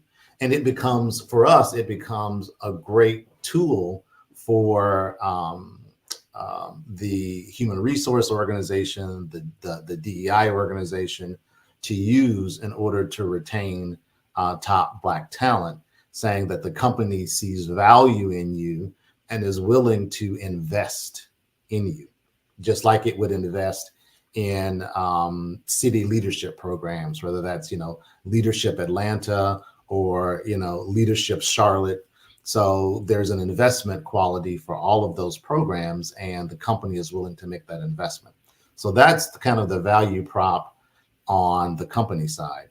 The value prop on the employee side is we are giving many people an opportunity to sit on paid corporate boards that they unfortunately would not get in the United States, particularly if you're at the VP to SVP level. Most of the corporate board work for most people, not just Black folks, but most of the corporate board work for executives in the United States goes to the C-suite or one level below. That doesn't mean that those who are at the vice president to senior vice president level aren't ready for corporate board work. It doesn't mean that at all. It just means that the reality is that the first question that you're asked for corporate board work is, what's your previous corporate board experience? right? Exactly. The catch 22, right? Catch 22, right? I can't get experience without having a job, and I can't get a job without having experience. And so, which is why our sweet spot really for corporate executives is at that vice president to senior vice president level, because those are people that are ready and have the executive presence and can bring major skill sets to the table. But the reality is they're not getting the opportunities here in the United States. We support all of the corporate board readiness programs that are here in the United States, and there are many, and they do a great job. We're not trying to compete with them. Our market is primarily placing Black executives, and you and I have talked about this too. We say Black executives specifically, and not African American. And the reason that we say that is, if you're a person of Haitian descent, if you're a person of Jamaican descent, you may not consider yourself an African American. You may consider yourself a Haitian living in America. So we consider Black executives, Black executives in the diaspora who happen to be here in the United States. That's our target market. And again, our value prop for them is we are providing them an opportunity that unfortunately they're not necessarily getting here in the United States. Many people, and again, I've sat on many nonprofit boards myself, and it's great work. So many of us get the opportunity to sit on nonprofit boards. Let me ask you this, Andre, before you continue on. Sure. And I think you've answered that question very well. There's definitely a lot of value. I think most executives and a lot of executives are tuning into us right now. This is a worldwide stream on many, many different channels. So we get a good audience of people that are tuning in, and they're starting to see like, I didn't know you even existed. Be direct. Wow. Because that's a differentiator when it comes to your brand, right? Like, absolutely. You start seeing, what's on your CV, your resume, and what are people talking about? Wow, you did business in a foreign land. Absolutely. And you're creating relationships that go a long way, can really broaden your whole horizon. I want to know, now you've just got the first cohort right. done. Right. However, are there any testimonials that came out? Are there any, not saying that name names, but can you name some things that came out of there like, wow, these are some eye-opening things that really help them from a value prop situation? Yeah. One being the one that I mentioned earlier, where the person said, I didn't realize, I didn't realize that you guys were going to work both sides of my brain. But the second and most important piece of that is I didn't realize really how important the cultural dexterity piece is to success. I'll give you another example of that. Again, our founder and CEO, Larry Yan, been doing business now on the continent for close to 20 years. He talks about the fact that when he first started doing business on the continent, he ran into a brick wall because he was trying to import the Western way of doing business into the African continent. And it's just, doing business on the African continent is much more akin to doing business in Asia than it is doing business in Europe, right? It's a different mindset. And so a part of the lessons learned that the cohort members are coming out with is, I can't just export the way that I do business in the United States over to the African continent, because it just will not be successful. I give, and I know when you and I have talked before, I've given this example, but one of my best friends is Nigerian. He is Yoruba, and he's been in the United States now for over 40, 50 years. He considers himself, so he was born in Nigeria, grew up in Nigeria, then moved to the United States. He considers himself a Nigerian living in America. When he goes home to Nigeria, he's considered an American visiting Nigeria. Yeah. right? Because although from his perspective, he was born and raised in Nigeria, his family is in Nigeria. He's Nigerian from his perspective. But the reality is that because he's been in the United States for so long, and of course, life on the continent has gone on, right?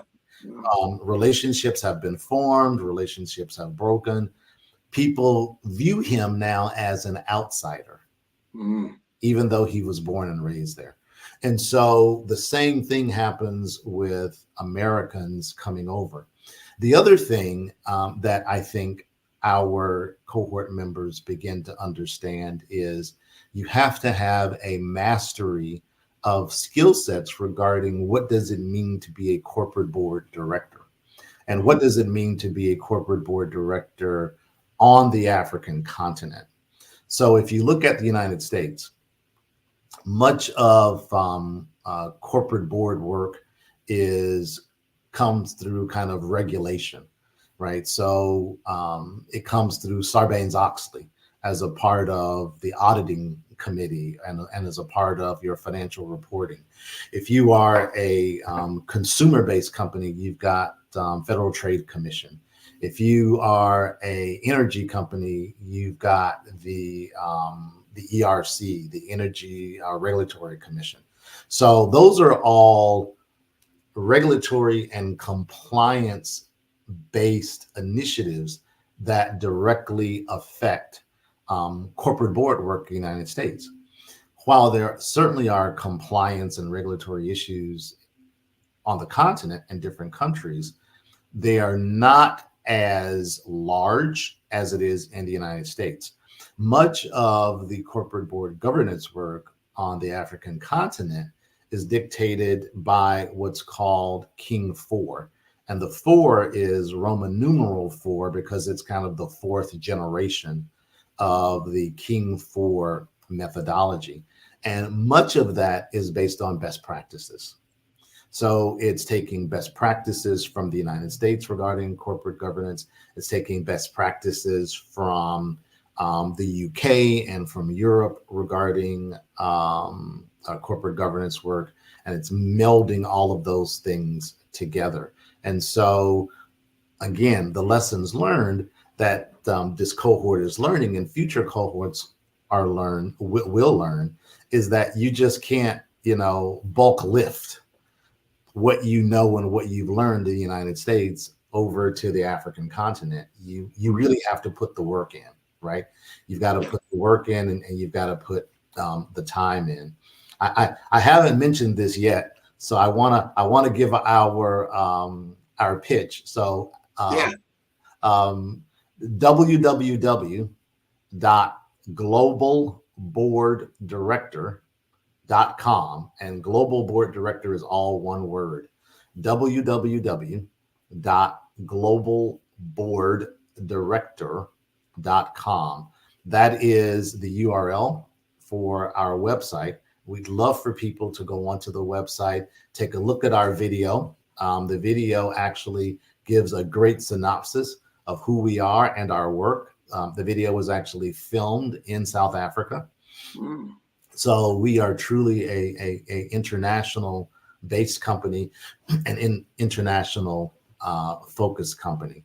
If you would like to interact with us, which we would love, please send us an email at info at globalboarddirector.com. We would love to hear from you. Please also feel free, I'm on LinkedIn, feel free to connect with me on LinkedIn. And I would love to just hear from folks. Well, I'll tell you, Henri, we've got some time left because you're so interesting. Mm-hmm. And we're going to get some of that information again when Marat comes back up. But here's a question I got. Because and we've been playing your commercial on the Black Business Network, probably for the last 6 months, and I want people to really see what that is about, because that is not something you see anywhere, especially not on mainstream television. Oh, sure, around what you are providing. Here's my question: from the African perspective, yes, the value that the American executive brings, because we have to learn their customs and their disparity and their ethics, but they also have to learn some of ours. Yeah. And I would figure that that's a two-way street, that they are like, wow, because they probably see America on television, whatever. I don't know what their experience level is, but now that person becomes a conduit to truly understand American culture. Do you see that going on the other side of the boat? Yeah, absolutely. And as a matter of fact, it's not in our current playbook, but a part of kind of our phase 2 in terms of our playbook is actually doing cultural dexterity training to African business executives, right? So understanding what it means to interact with Black executives and Black entrepreneurs. And so what the African corporation and what the African CEO is looking in terms of, why should I bring someone on board from the United States, right? So we talked about the value prop for corporations, U.S. corporations. We talked about the value prop for Black executives and Black entrepreneurs here in the United States. But what's the value prop for the African company, right?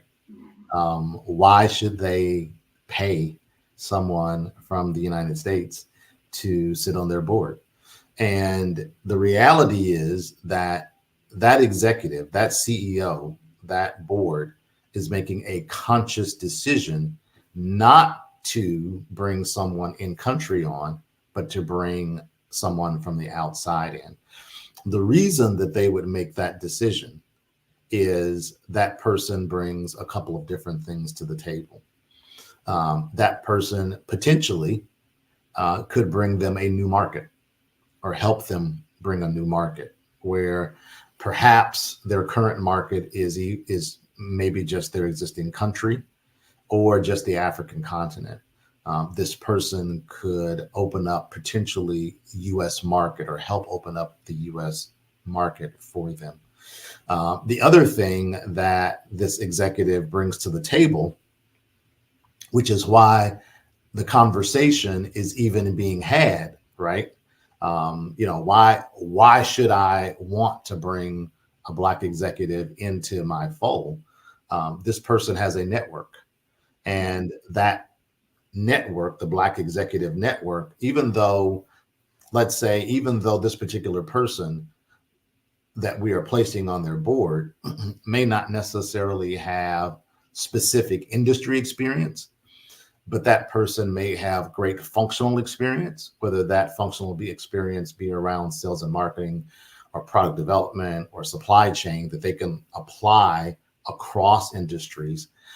That person may also bring a network with them that does have specific industry experience. So that gets to the question of, why even have the conversation? Because if I can't get to why have the conversation, as a CEO of a business on the African continent, I have no need to understand about your culture, right? Until I can understand, why should I care about you, right? And so when we are having conversations with venture capitalists and private equity firms, we are positioning our candidates both from their industry experience, their functional experience, and their network. Now, it is important, to the point that you made before, that those African CEOs and their boards understand that there is a flip side of the coin. While the Black executive and Black entrepreneur should spend time understanding the particular African culture, we also encourage the CEOs and their boards to really try to understand the American culture as well, and to really get to know the executive that they are bringing onto their board, so that their perception is not just what they see on television, which is obviously a skewed view of what America really is. And we've got a minute before Maroc comes up. help the audience understand these board makeup, because my understanding of a lot of the countries in Africa, they're multicultural, like you alluded to the Asian influence. So people are from, outside of country already. Some of these, major corporations are owned by people in Southeast Asia, or they can be owned by people in the Middle East, as well as some, European board members. Obviously, a lot of people in the country, and then, the American. Just help us understand the board makeup from a cultural perspective.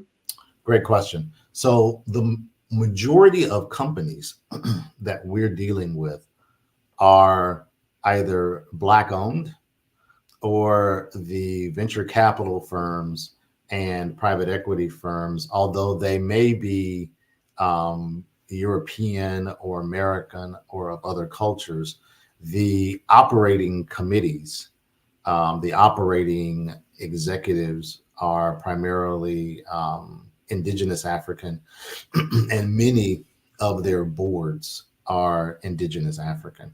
And so our focus, when we look at who is our target market for companies on the African continent, and to your point, there are many, many, many companies on the African continent that have primarily European boards. So we look for companies that are primarily have Indigenous African boards. Interesting. Great question. See, Marak is back. Hi, Marak. Thank you guys so much for sharing all of the insights. Henri, before we let you go one more time, where can candidates who are interested, companies who are interested in partnering with you, corporations looking for talent support, where can everyone find you? www.globalboarddirector.com, all one word, Global Board Director, or feel free to send an email to info@globalboarddirector.com. And also feel free to connect with me on LinkedIn. I would love to hear from you. Amazing, amazing. Well, thank you so much for sharing all of your insights this evening. It was great hearing all of the information that you shared, and we really appreciate it. Genius is common, and I'll see you both on the other side. Awesome. Thanks so much, Grant. Thank you. The Black Business Expo's mission is to raise funds for high school seniors going to college or K-12 entrepreneurs. The Expo is a fundraiser for students. You may go to www.blackbusinessexpo USA or go to the Cash App $BBXUSA to submit to our college fund or to donate to our college fund. Our goal is to give laptops and up to $5,000 to 10 students. Students who are interested can register online at www.bbxusa.com. Every dollar counts, so we want to remind you to donate to the scholarship fund. We also want to thank our Black Business Expo USA sponsors for January of 2024. Those are NC100, Moody Capital Partners, Suede Soul, Lotus Rocher Coaching and Training, The Hello LLC, 5-Star BDM Media, Carolina, Virginia Minority Supplier Development Council, Step Management, BHS and Associates, Marjorie McLean Foundation Incorporated, Genius is Common, Earth Essentials, Mullane Shania Global, Executive Women's Success Institute, The Quality Coaching Company, Superwoman Business Services, Creative Force Studios, Lee Entertainment, Artistic App Design, Black Business Expo USA, Genius is Common, and I'll see you on the other side. Did you know that approximately 333.34 million businesses exist today, according to a report from 2021? And you may be one of those businesses, or maybe you're not in the business market yet, but you're aspiring to be a business owner. Well, guess what? You're in the right place at the right time. Because let's face it, everything is about timing and opportunity. Hi, my name is Dr. Lotus Rocher, and I'm the CEO and founder of the Lotus Rocher Coaching and Consulting LLC, along with the Lotus Rocher Ignite Show. 15 minutes of success with Dr. Lotus Rocher, as well as books to boom your business and bring who you are. And today, I want to bring this amazing message to you about the Black Business Network and the Black Business Olympics.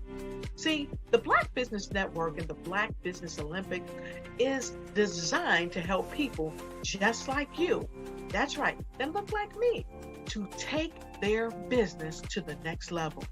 Not just in your front yard or your backyard, but globally.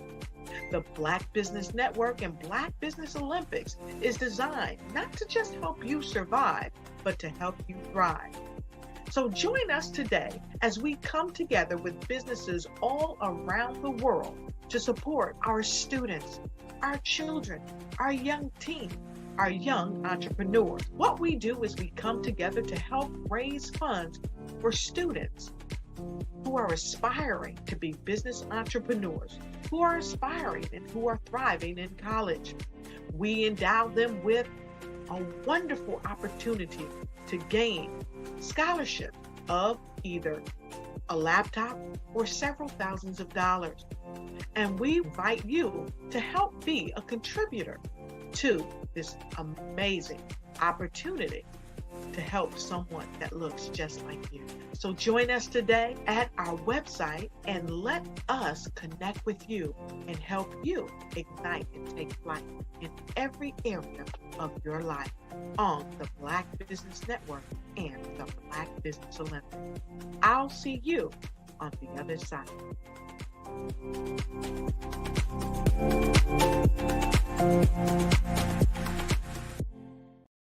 I am from Washington, D.C., but I was raised in Durham, North Carolina. I came to Durham when I was about 5 or 6, and then I traveled back and forth to D.C. because it's where my people are from. One of the unique things about my family is my mother, she's also an artist. She does quilting, and she does a lot of artistic things, and then my son, he draws with both hands, his right hand and his left hand like I do. So that's kind of a family trait.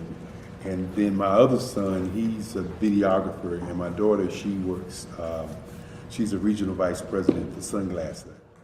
When you start out drawing and sketching, you want to continue to explore, each avenue. I do pastels, I do pen and ink, I do painting, I do acrylics. I haven't done oils yet. But I try to do all facets of art. What I say to a lot of times to people is, you can't put yourself in a box when you're an artist. You have to explore. And over the course of my life, I've tried to explore different mediums. I also do sculpture as well. I choose my subjects by the intensity that they have in their faces or the intensity that somebody is moving, because I do more than portrait drawings. I also do I do abstract, and then I do figurative drawing also. Well, what happened in this particular show is that I started out trying to come up with something that would be a little bit different than what everybody else is doing. So I was working on a Barack Obama show, and they wanted me to do some paintings of Barack. And so what I did was, because of the deadlines, I kind of did it kind of fast. And then I realized when I was doing it fast, I enjoyed it. And so then I started doing other pieces the same way, and I started to enjoy those pieces also. And so I came up with this particular style.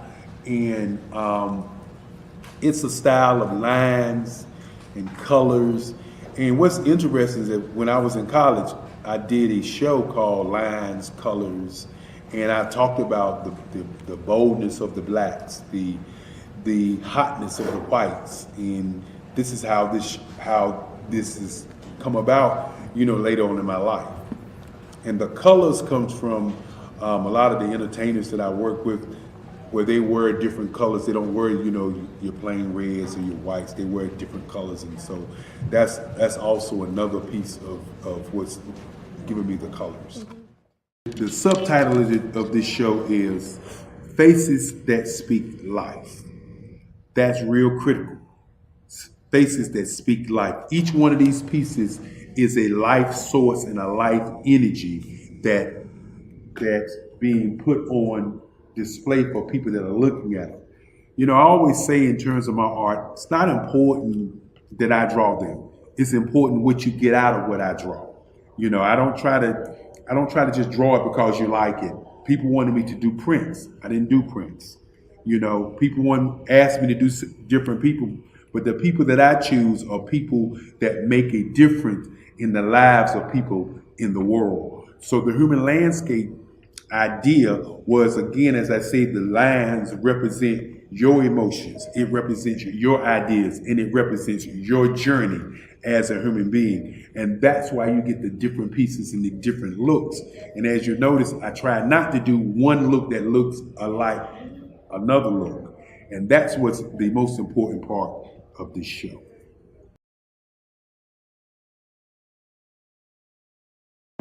The Black Business Network and Black Business Olympics are essential platforms for Black business owners globally.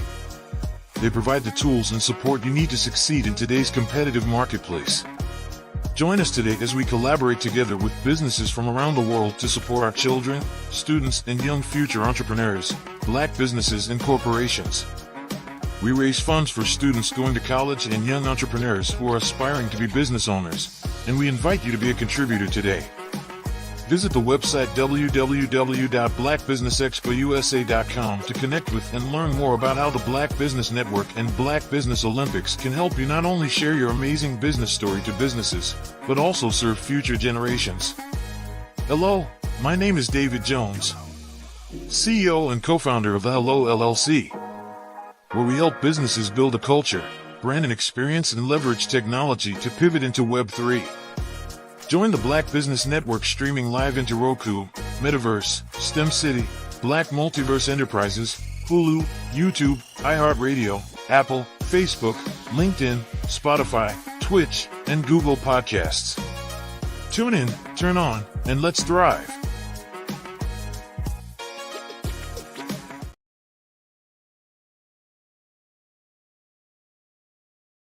Are you a forward-thinking entrepreneur or business owner? The world is changing faster than ever, and it's time to pivot and adapt to the future. Hello LLC is here to help you do just that. Hello stands for helping enterprises leverage leading-edge optimizations. Our innovative solutions can streamline operations, reduce overhead costs, and give you a competitive edge in a market projected to reach $5 trillion by 2030. By pivoting to the metaverse, businesses can tap into a rapidly growing market that is projected to be a significant part of daily life for 25% of Americans by 2026. As a full digital metaverse agency, the Hello LLC can help you create custom solutions to streamline operations, increase productivity, reduce costs, and drive brand recognition. Why should you pivot to the metaverse with the Hello LLC? By leveraging cutting-edge technology, you can provide immersive experiences for your customers, expand your global reach, and unlock new revenue streams. Contact us today to make the pivot. Why do I do what I do? You know, my life coach asked me that a few years ago, and she said, Tony, what's your why? And I told her, and she said, girl, you've already accomplished that. Perhaps you need a new why. Hi, Tony Harris, Amy Hoydu with Say It Said Marketing, one of your students, and just wanted to say thank you, Tony Harris, for spending so much time with me and giving me that boost in my business that I so drastically needed.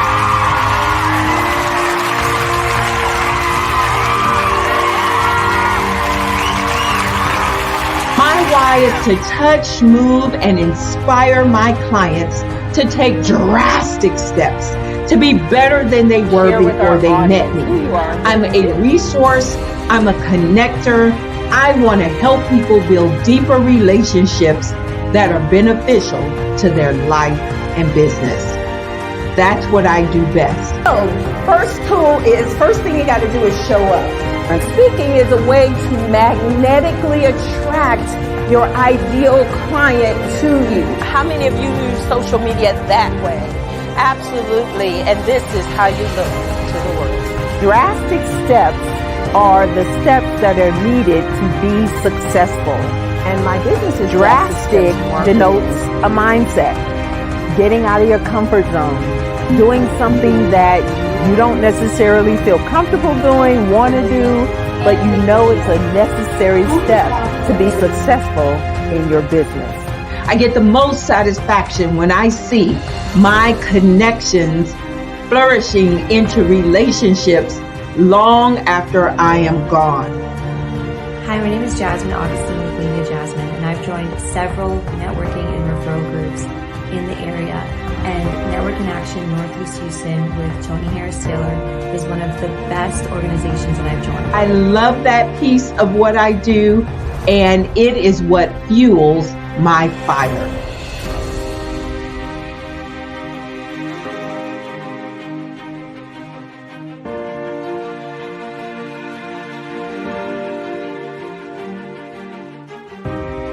My name is Tony Harris Taylor, saying take a drastic step today for a fantastic tomorrow.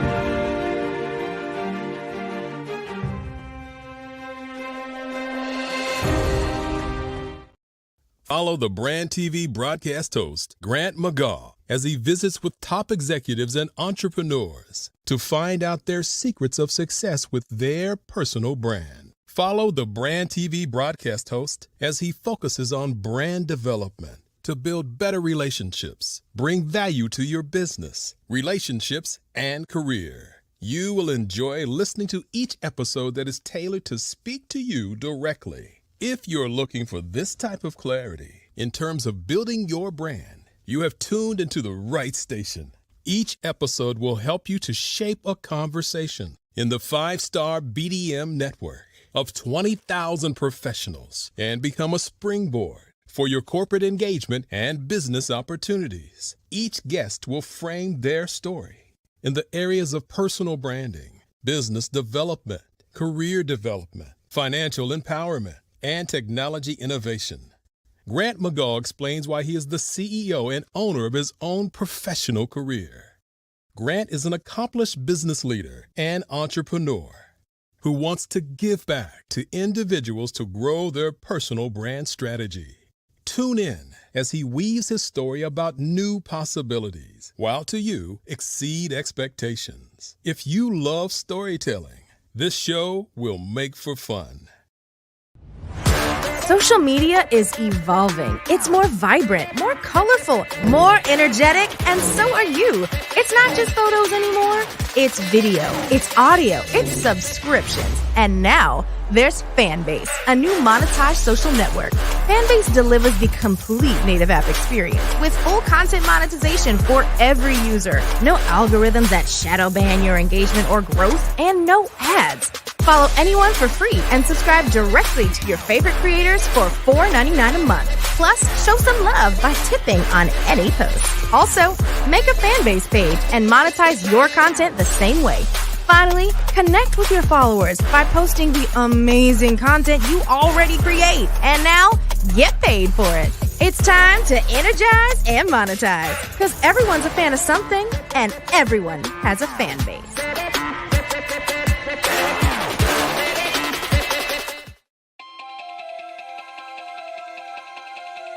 Could you live without income for the next year, 2 years, 3 years, maybe even 5 years? You might be thinking, well, that's a silly question. Well, is it?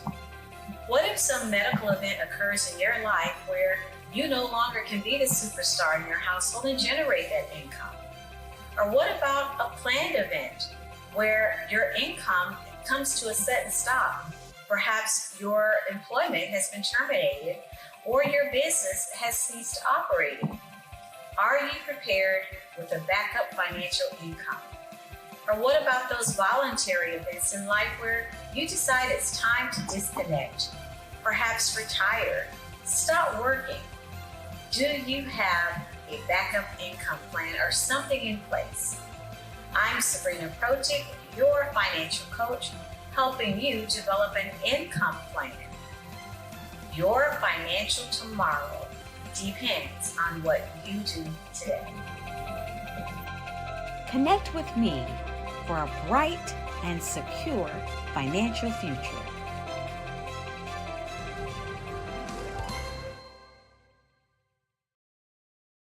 I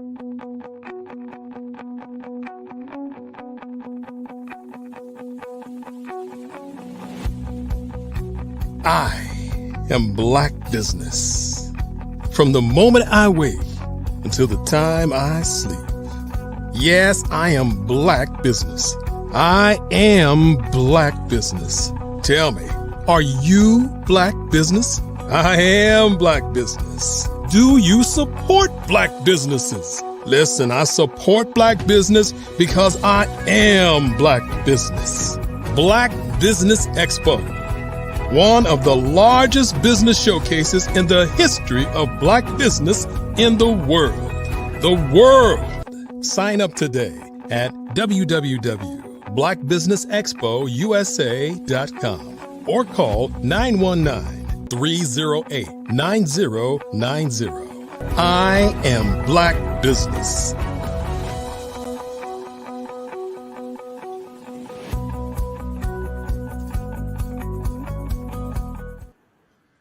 Good evening, business owners, entrepreneurs, thought leaders, and corporations. Welcome to the Black Business Network. My name is Marak Hicks, and I'm your business moderator for this evening on the Black Business Network. The Black Business Network is a 24-hour business network showcasing Black businesses, business owners, entrepreneurs, and thought leaders worldwide. We have speakers from North Carolina, London, Singapore, Africa, Japan, and cities all over the United States. The Black Business Network is a global community sharing its business knowledge to empower, inspire, and educate businesses about business. Our next speaker this evening is Renika Weston. Renika is a certified keynote speaker and an executive coach who is eager to show up every day to support leaders at all levels to be the best version of themselves. She is passionate about helping leaders thrive during the chaos and change and empowering underrepresented professionals who may be struggling to contribute their own opinions and ideas. Renika offers insights from 25 years of experience with small and mid-sized and Fortune 500 companies. Renika has led operations, sales, and talent management initiatives at Chubb Insurance Groups, Eli Lilly, AstraZeneca, and United Therapeutics. As an executive coach, she has supported leaders in various industries such as tech, healthcare, media, insurance, accounting, trade associations, nonprofits, and a national union. She is a proud Rattler and received her BA from the School of Business at Florida A&M University and went on to get her master's in strategic communication and leadership from Seton Hall. She is a SHRM, Senior Human Resource Management, SCP certified professional, and a PCC certified coach, and she has completed her coaching and training at the Institute for Transformational Leadership at Georgetown University.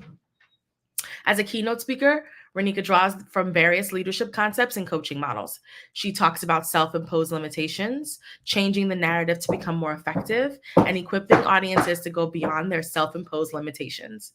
Renika believes leaders must understand the ways people think, feel, and make meaning of the world because everything in it is constantly changing and evolving over time.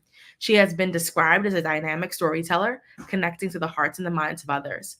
Her goal for 2024 and beyond is to help people find clarity by disrupting their thought patterns, pushing through discomfort with courage, self-awareness, exploration, reflection, partnership, and a conscious commitment to growth. I introduce to you Renika Weston. Hi. Thank you. Hello. That was a mouthful. You know, when you ask for bios, it's like they'll put a one line. You know, if I were famous, you know, like if you just said, you know, here is our former president, right? I don't have to say anything. People know who you are, right? And then there are people who you might say they were on American Race, right? The Great American Race. And people are like, oh, I know what it is. So when you are like me and you have to just come in surprise and delight, sometimes you give too much. So as you were reading that, I just kind of chuckled a little bit. But thank you for that introduction. You are welcome. Thank you so much for being here this evening with us. So wanted to get started. Tell us a little bit about your business and how you kind of got your start. You've worked in a number of industries. Kind of walk us through what led you to decide to branch off and start a business for yourself. Oh, well, so I combined the little engine that could, which is like, I think I can with a bucket list. And most of mine has been work related. And so Most of my career has been in the biotech and pharmaceutical space. Started out carrying a bag when no one that looked like me was doing that. So I don't want to date myself. But when I say look like me, meaning that they were pharmacists, they had on white jackets. And so most of the individuals in that space were white males. And I can remember being the only, and I thought, I don't want to stop here. I'd like to do more. So continued. And I love the idea of really being able to help individuals grow. And so I can remember my first promotion was a sales leader. And I kept thinking, if these people go on and do great things, I might get to work for them one day. And so then I continued to say, I want to do a little bit more than that, moved in the learning and development space. So moved from a couple of different companies, being able to do that, and landed in HR. And I loved HR. My challenge with HR was the strategic nature of it. I had come from the business space where all we did was think about quarterly goals. And so I learned a lot from my HR colleagues, and they learned a lot from me. And every time I would get mad at work, and this is just a little piece of advice I say to people, you can do a lot of things when you get mad. But when I get mad, I go back to school, right? I go back and get a certification. I go back and get some education on them, because I know one day I'll leave. And so if I'm better than when I started there, I'll be more marketable. So the last time I got upset about something probably trivial, decided that I wanted to go back and pursue my executive coaching certification. And one of the reasons that I went to Georgetown was because I knew my company would pay for it, right? So it wasn't, I had no slight to any other coaching, but it was an executive leadership program. And so I brought a lot of those concepts back into the organization. And I kept thinking, I think I want to be a king and queen maker. That's what I think I want to do. Like I've run this race. I enjoy being in this space, but that's what I want to do. And so coached and facilitated for a while, and I'd never been on my own, had my own business, and decided I wanted to do that. And then I got this bug to say, I can only do so much one-on-one coaching. And I love that work. I can only do so much facilitating.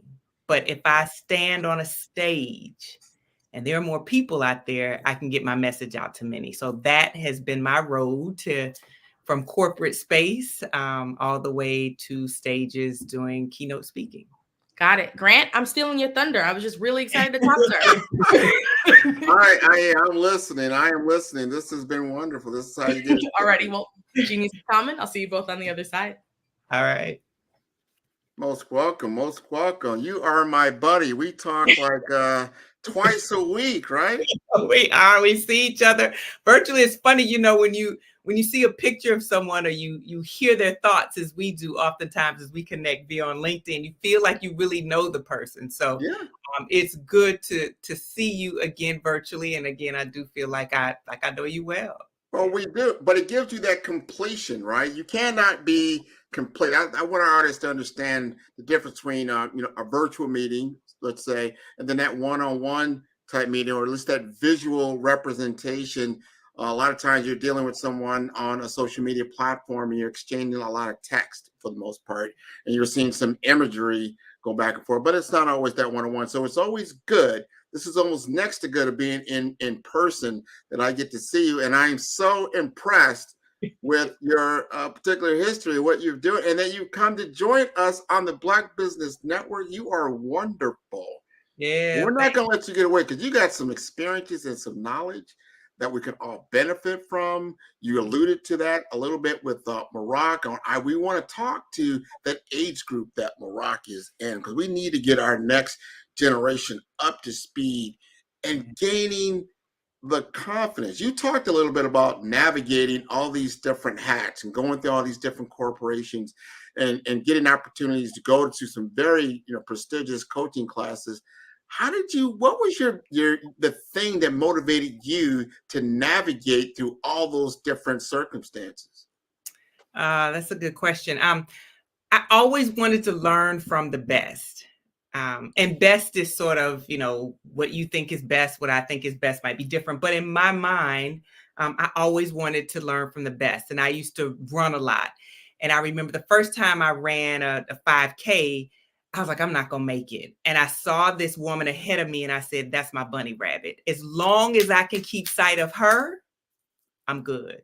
And so I've always had in everything that I do, from it be, when I worked in corporate to now working for myself, I always pick someone, or it could be a community of folks, and I say, that's my bunny rabbit. As long as I'm tracking with them, learning from them, and community with them, then things will work well. And I've always believed that the truth hurts once and lies hurt over and over again. So I'm consistently asking people for feedback, feed forward, or whatever you want to call it, just trying to figure out how to sort of better myself. I only get so many days on this earth, and while I'm here, I gotta do the thing while I'm here.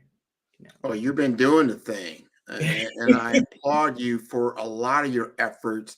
I want you to help us describe your coaching program. You've done a lot of different things. I see you've done a lot around, DE&I, but you're really honing in on some things now that really, I think it's accentuating your passion. Talk to us more about your coaching program. Yeah, so there are a couple of things that I focus on. I would say it's kind of like a trifecta. So one of those is the consciousness of leaders, because we oftentimes think of people's skill sets and how they can work, but it's moving people through their consciousness, and then moving them through their consciousness. A lot of it is helping people unpack their stories. And I enjoy working with many clients, but some of my favorite are Black folks, because we have a lot of story, right? We have a lot of isms that show up. As a Black female, I have racism that shows up in my stories. I have ageism. I have sexism, and all those things help narrate the way in which I operate in this world and the way I see the world. And so those isms, my identity, some of those limiting beliefs. So I work with individuals to help them to be able to understand their stories. Because once you understand your story, you can rewrite it. You can be the editor of the story. But if you don't understand the characters you play in those stories, why you show up the way you do, how you show up in the way that you do, then it can be a challenge for you. Let me ask you this, because that's important what you just said. So understanding those narratives that are playing in your own mind, what's playing in society, right? And understanding when you're operating or about to engage with someone else across from you, that they have narratives that are operating within them as well. Like, we don't own sexism, you don't own racism, you don't own ageism. These are just floating narratives that are out in our world that we're sharing. And I don't think sometimes we understand, or maybe we do, or we create perceptions of individuals before they even speak.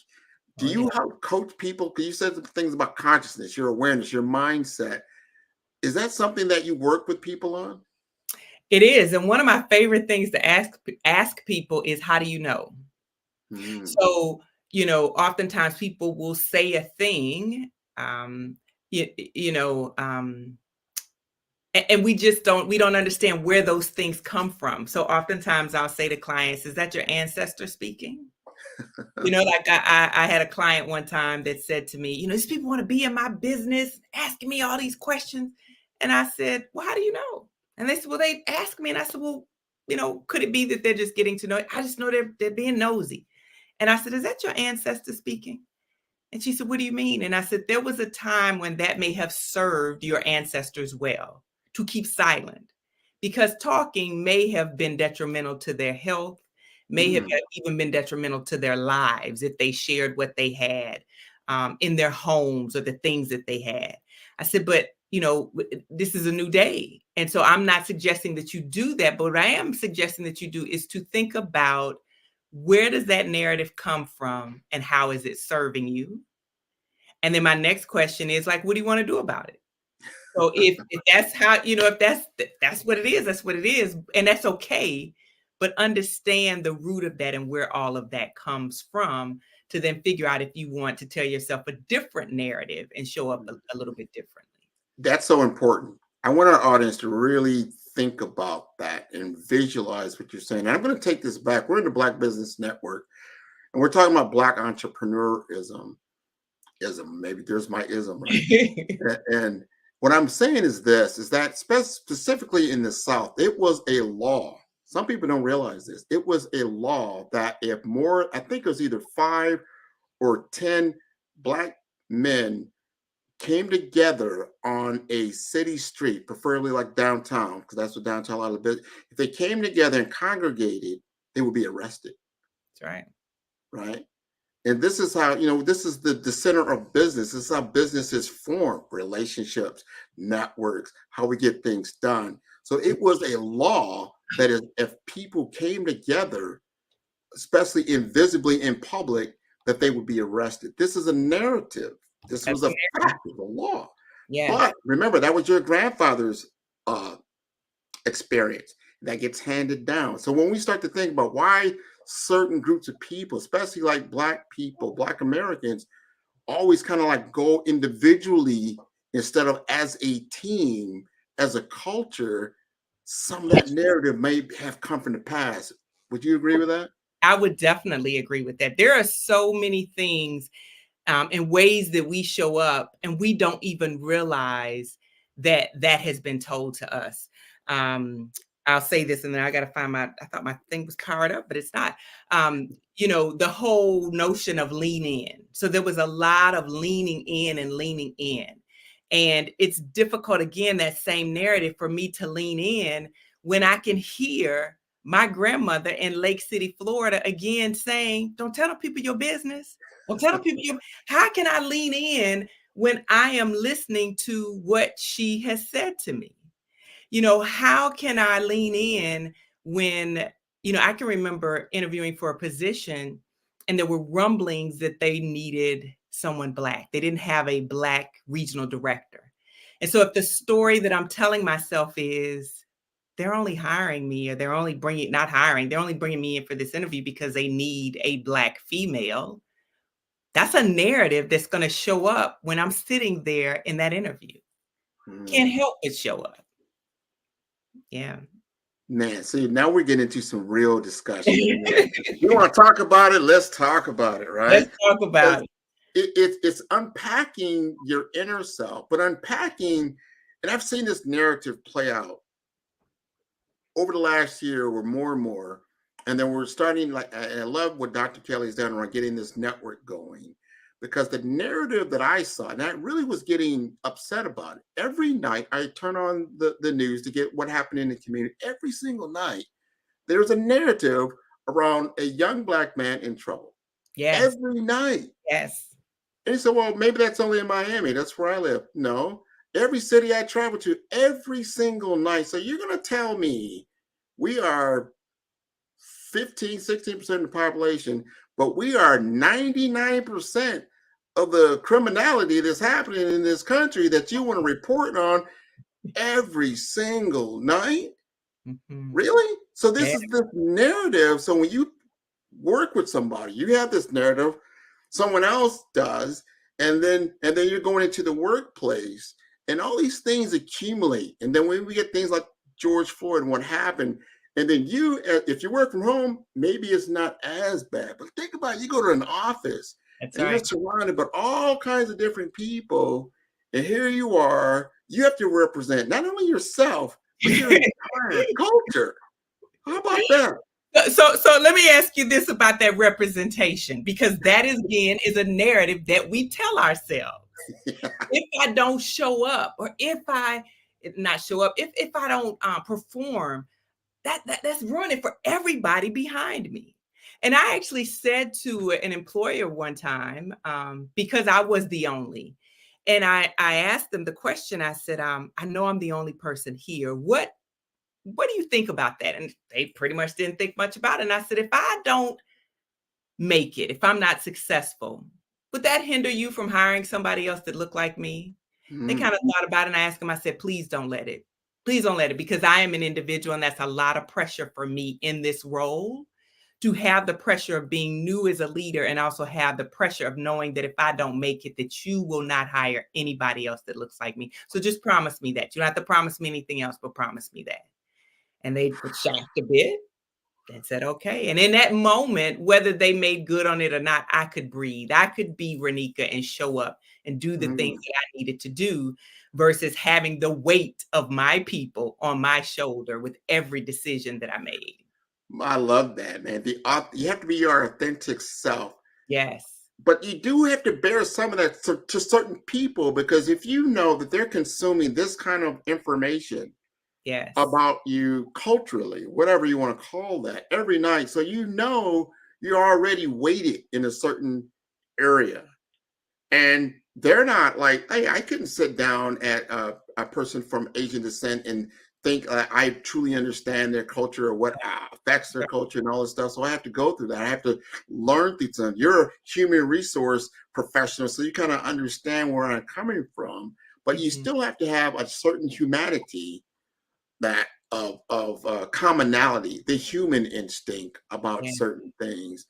But understanding what the belief systems are around the people that you're dealing with and yourself and how that all plays out. So I commend you for what you do, because you sound like somebody like, we need to get on the couch, right?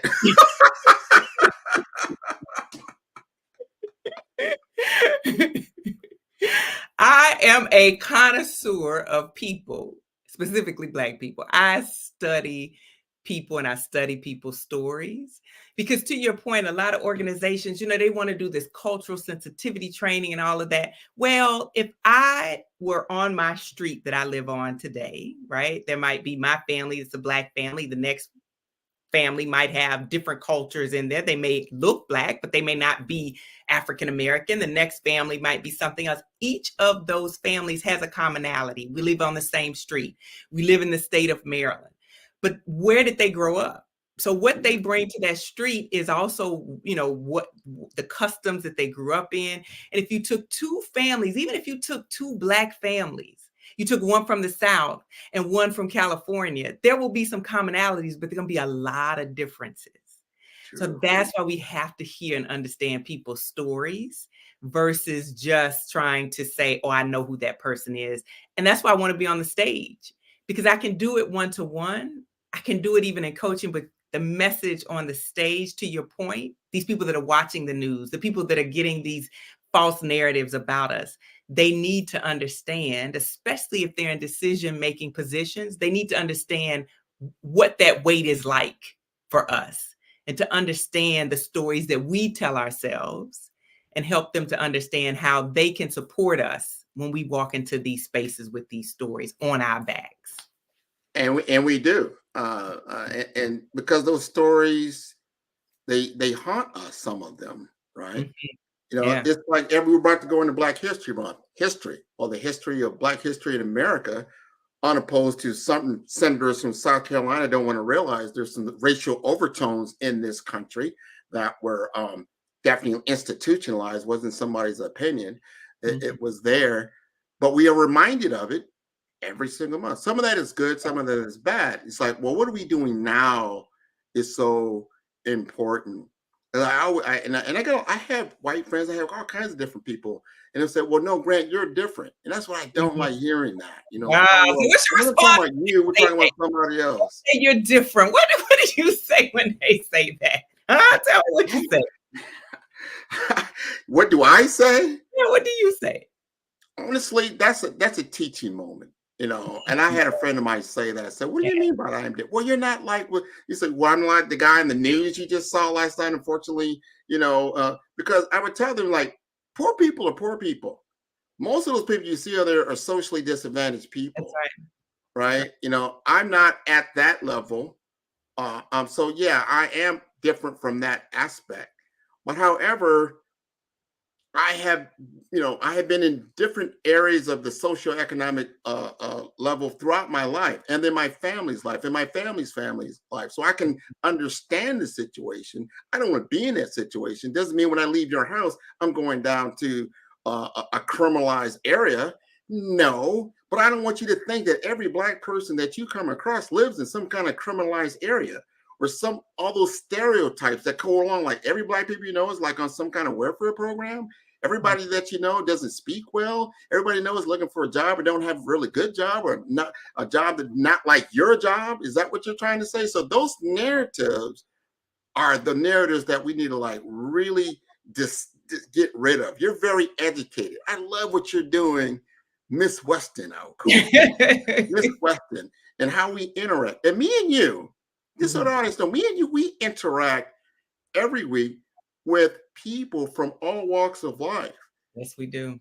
And we interact with what their business is all about, what our business is about. No one has anything about that. We all interact and we learn from each other.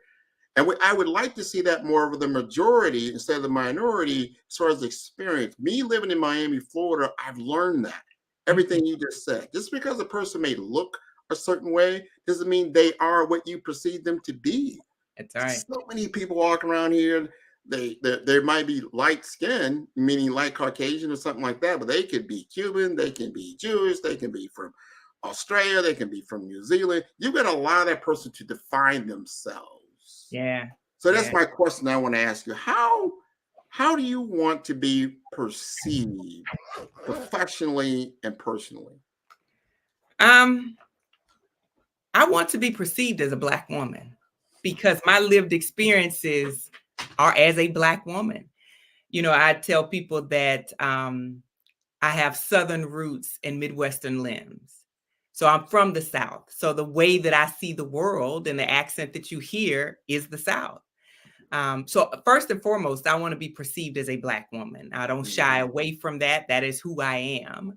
But I also want to be thought of as someone who's a professional who brings a bit of experience and one that is very curious because I am a very, that's just who I am. And I think that's enough. Once people meet me, they can figure out who they want me to be or what they think I am. But those are the things that define who I am. Curiosity.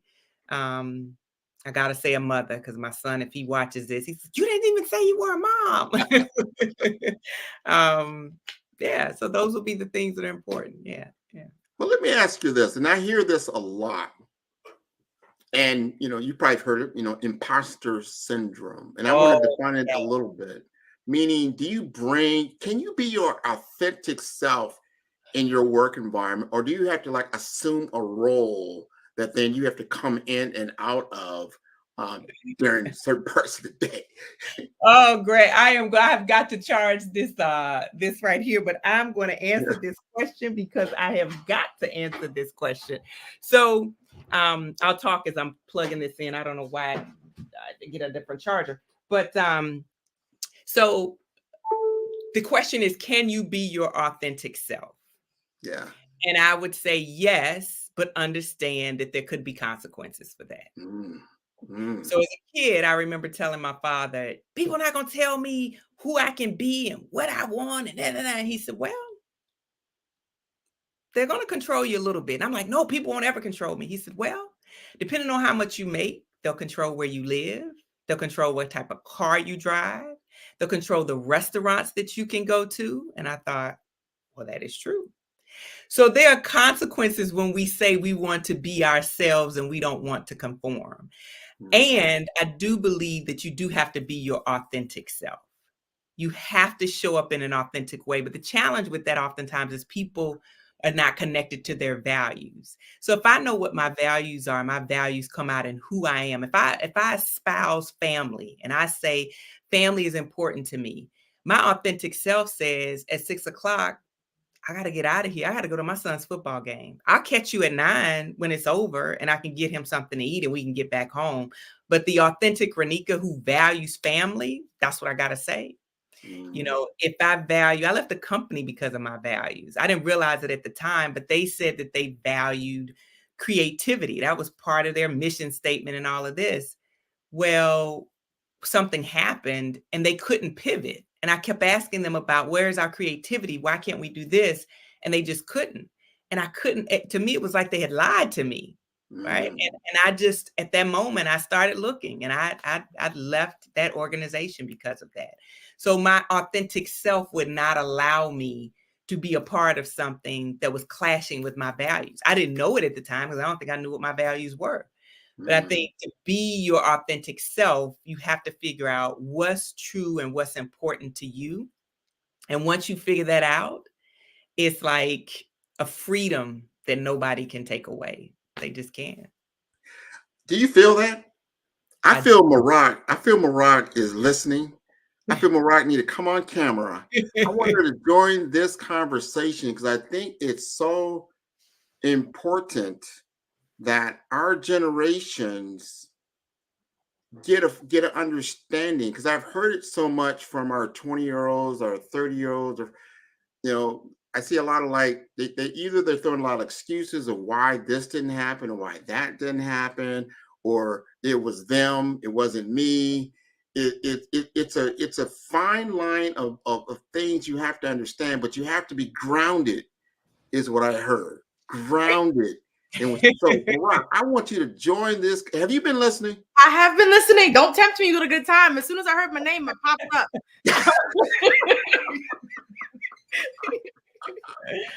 I want to get your opinion. Like, I want you to chime in. How do you feel in your roles that you've been? Can you bring your authentic self to the workplace? So, what I can say is this. I have worked in a number of different capacities in HR. I have about 11 years, almost 12 years of experience under my belt right now. And I've worked predominantly in startup organizations. And for a really long time, the answer to that question was no. I've been in experiences where I've been the first, the only, and I mean the first Black person, the first Black woman, the only Black person, the only Black woman, and having to navigate conversations and experiences, being an intersectional person, understanding that I am Black and I am also a woman. And then also doing that and having those experiences at varying levels of leadership, right?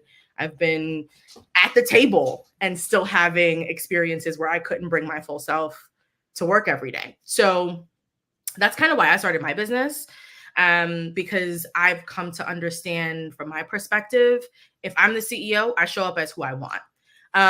So that's number one. I think number two, it also means in my direct experience working with clients who work with me, you are understanding that I'm coming to you and I'm bringing a service. And that service is creating experiences for organizations where they can bring their full selves to work. And I do it unapologetically because I have my own business. So I show up as HR in my leggings. I'm wearing leggings. I got on UGG boots. And that's just it. And while, people typically have a visual for what HR professionals look like, I'm looking to come in offering this service, breaking barriers, breaking perspectives and perceptions. Because if I don't do it this way, I'm always going to fall into that gap of never really getting to be authentic. And I don't think that that was fair for me. So I really try to make an impact in organizations to make sure that other people can have that, because there's nothing worse than, when you're Black in an organization, it's like you see if there are other Black people there, you're all automatically best friends. Everyone's asking if you've known each other for years. Oh, you guys have been friends for a long time. We're like, we met 2 days ago, right? So taking that into consideration, it's just been really important to me to make sure that as I'm working with these companies and these clients, that I'm visual, that people know who I am, that they know what I do, and that I do it authentically as myself. Because then if I'm doing it in a leadership position, one, it's freer for me. And then two, it all opens the door for other people to bring their full selves to work as well. All right. What do you have to say? We just heard it from I'm going to say your exact age, but you're what, 30 something? I just turned 32. Yeah. That's what I thought. I love that. Right. And I'm not going to mention Miss Weston's. I'm a Gen X. How about that?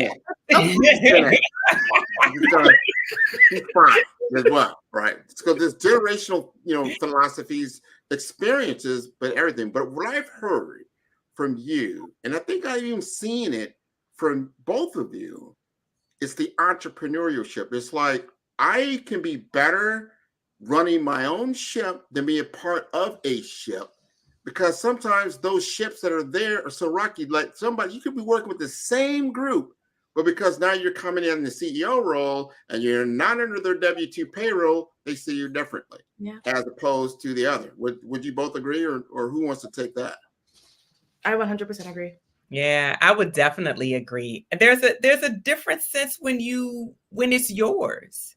Yeah. You know, and I am thankful for all of the exposure. Because if I had the opportunity to have a nonprofit, it would be called Expose Me. Yeah. Because I got so much like I would take things back that I would learn at work, to my friends, to my relatives, restaurants I would go to that I knew I wasn't gonna go there if I was paying for it, but the company was paying for it. So there's so much exposure, training, all types of things that I got in the corporate space that I am totally grateful for. But I think just like with anything, even in a relationship, you can outgrow it. Yeah. And I think some people outgrow corporate America. I think there are other people that stay and they wait until the corporation says their expiration date. I think Marak and I decided we were going to determine our own expiration date. Yeah. And either way works, whatever works for you, but know that there's probably going to be an expiration date at some point in corporate America for you. Let's change the narrative just a little bit, because you're doing some things now. And when I heard you saying you're going into this now public speaking role, you're doing some like executive speaking, you're getting out there now. What do you got on the horizon around your speaking career? You said, what do I have on the horizon? Yeah, what do you got going on? What's going on? My bucket list is to go back in the spaces where I selected those speakers, where it was pale, male, and stale. Ooh, okay. So when I was in biotech and pharma, every year we'd have a national sales meeting. And it was no slight to anybody selling Amway because my parents sold it, but it was like an Amway meeting. You know, like, I get all excited. And we bring in these speakers, and many of them were rah-rah. Some of them were thought leaders, but a lot of them were rah-rah. I sat in the room. I helped to write the checks. I helped to select those people come on the stage. And in my tenure of 20 plus years, and I served on a board with a trade association, did the same thing, bringing people in. I may have seen a handful of people of color, of color in my hand. And Black, I remember one man who had been formerly incarcerated, who was now a chef, maybe an ex sports person, football, basketball, no slight to that. But my thing was, you know, that's what I want to do. I want to get on the stage, and I don't want to rah-rah inspire people. I want people to lead transformed. I want the message to be a message that leaders and the people that they lead can hear, and they will walk away being different. They will see each other different. They will interact differently with each other. So that's how I got to it. So, Marak, if you went to this conference that she was going to be a speaker at, how would you feel about that? I mean, that would feel great. I've been in the seat at those conferences. I've also planned a few, and very seldomly do I get the opportunity to see someone who looks like me, right? In a professional environment, leading a conversation, a discussion, a thought, a topic to kind of rev up a team or to really transform a perspective. That doesn't happen often.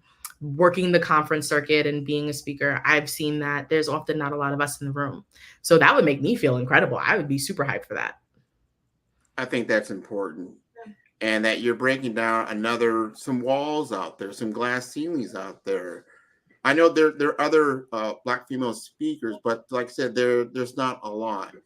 And you don't see them as visible as I would like. Especially like I work a lot in the healthcare realm. A lot of healthcare. 70% of the workers in healthcare are women.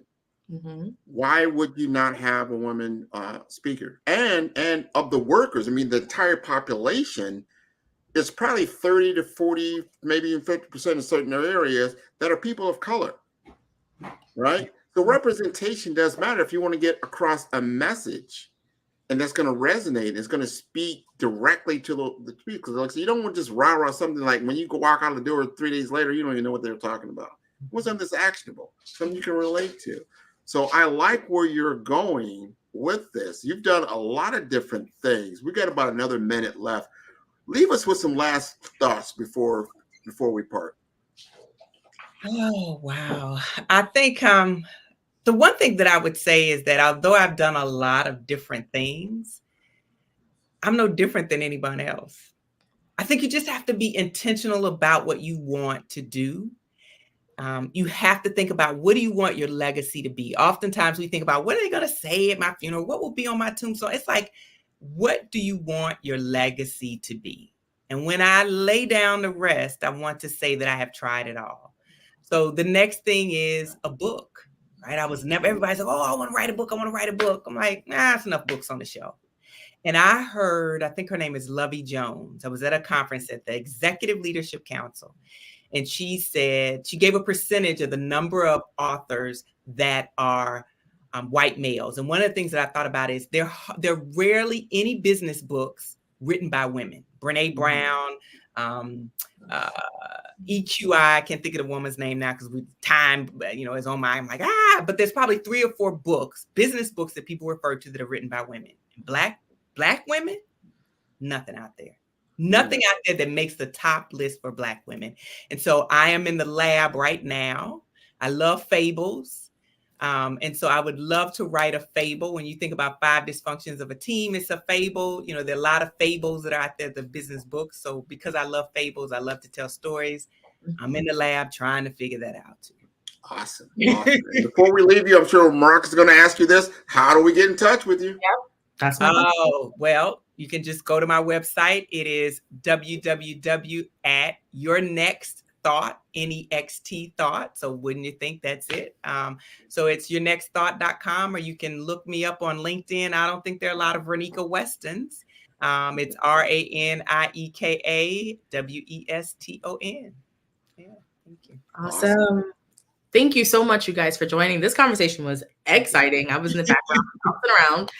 And thank you for inviting me back to talk. I really appreciate you for sharing all of your insights. It was great. I've connected with you on LinkedIn. And with that said, genius is common, and I'll see you both on the other side. All right. Have a great evening. Good night. Good night.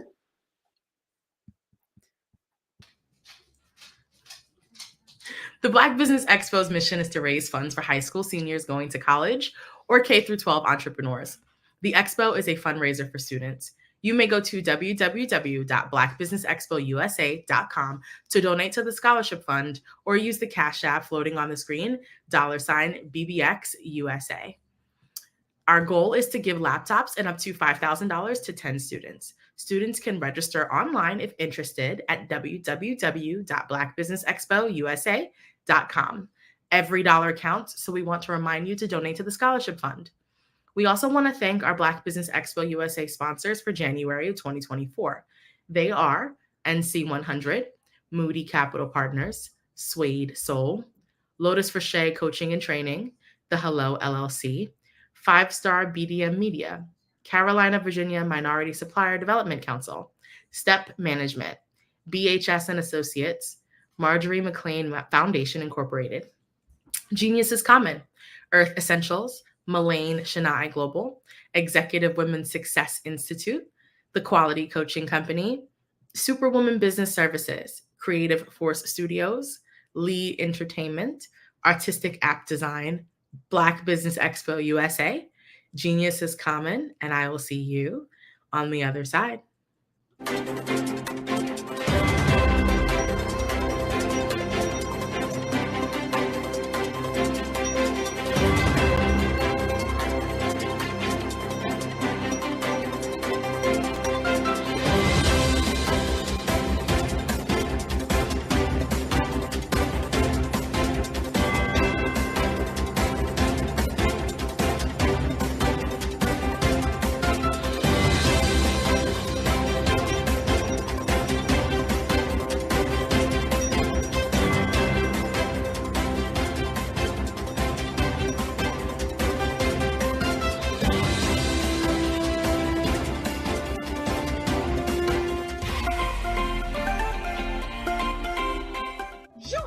Dr. Eric Kelly III and a host of phenomenal speakers from all around the globe for this 7-day virtual event that you don't want to miss. The mission of the Black Business Expo is to raise scholarship money from kids all the way from high school all the way from college. The Black Business Olympics is one of the largest Black business showcases in the world. It is an opportunity for businesses and companies to showcase their businesses globally. We are going to be giving away laptops up to $5,000 away to students. Again, I'm Olivia Appleberry, the founder of 2 Cents Finance and one of the speakers for the expo. I am so excited to see you there. For more info, go to www.blackbusinessexpousa.com or call 919-308-9090 and hope to see you there.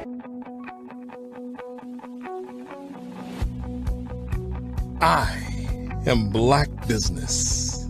From the moment I wake until the time I sleep. Yes, I am Black Business. I am Black Business. Tell me, are you Black Business? I am Black Business. Do you support Black businesses? Listen, I support Black business because I am Black Business. Black Business Expo. One of the largest business showcases in the history of Black business in the world. The world! Sign up today at www.blackbusinessexpousa.com or call 919-308-9090. I am Black Business. I am Black Business. From the moment I wake until the time I sleep, I am Black Business. I am Black Business.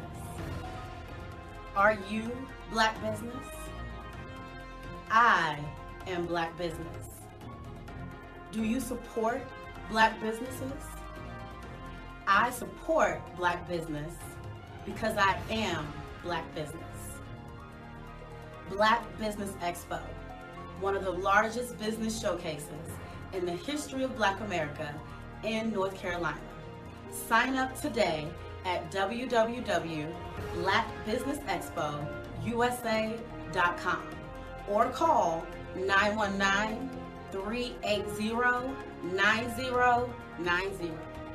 I am Black Business. I am Black Business.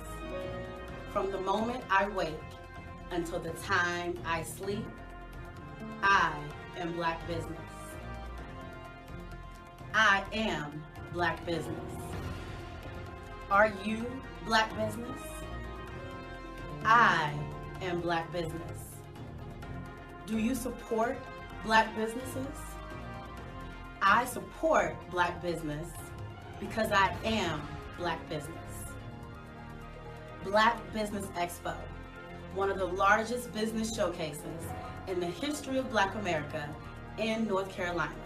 Sign up today at www.blackbusinessexpousa.com or call 919-380-9090.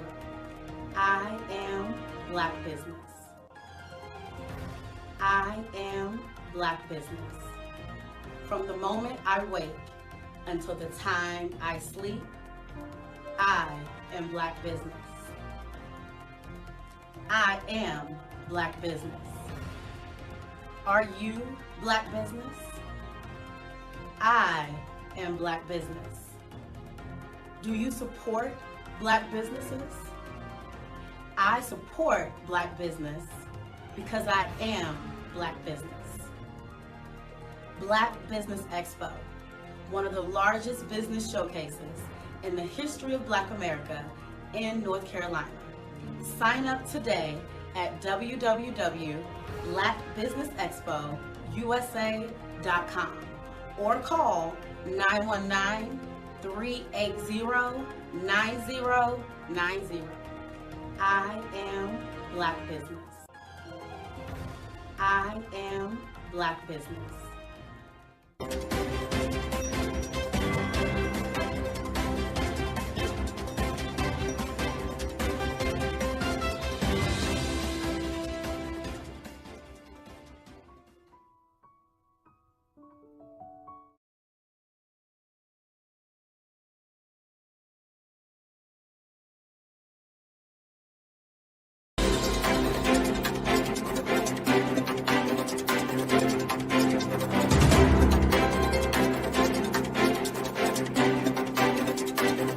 I'd like you to imagine with me, if you will, opening an app where you can collaborate with like-minded individuals from around the world, get inspiration and in-app tools to launch and grow your business, as well as share your knowledge and earn compensation, all in one app.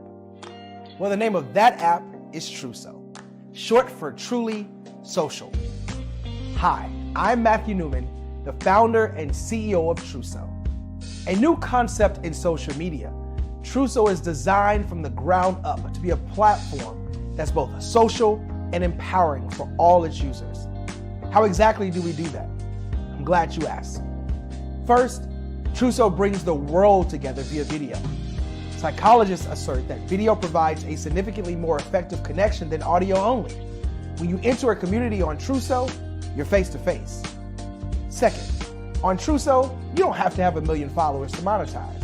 Our business model allows all hosts and moderators to monetize, no matter the size of your following, by 1, producing fee-based content, and 2, inviting others to join the platform as subscribers. Even more, Truso has an in-app resource library with over 100 free resources, forms, and documents to help you build your brand and grow your business. Third, Truso is inclusive. The deaf and hard of hearing communities make up 360 million people worldwide. Unlike audio-only apps, Truso embraces this community, providing a networking platform that allows them to participate via video and closed caption. We even have a deaf and hard of hearing foundation in the works as well. Fourth, Truso is both social and safe. We refer to Truso as a virtual extension of the beauty shop, barbershop, and brainchild of the community. A place where there's laughter, along with wisdom, growth-oriented conversation, and genuine connections in a safe space. Truso even has proprietary security to ensure we maintain a safe environment for everyone. Where are we at now? Truso is live, y'all. We've launched in beta and we're acquiring users daily. We have an incredible development and marketing team, plus amazing celebrity influencers at the table, helping us spread the word around the globe, beginning within the African diaspora and beyond by creating a safe space for growth, connection, and collaboration. We're truly excited about Truso.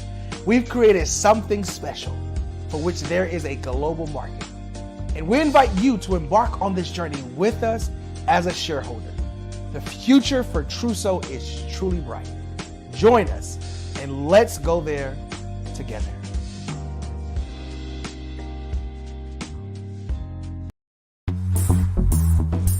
Attention all entrepreneurs and companies. Are you looking for reliable and efficient virtual assistants and back office support to help you manage your business tasks? Look no further than Superwoman Business Services.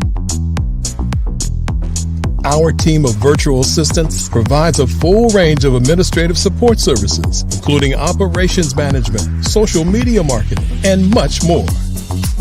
We also offer website design services to help you create a professional online presence that reflects your unique brand. In addition to administrative support and website design, we offer business development and structuring services to help you grow your business and achieve your goals.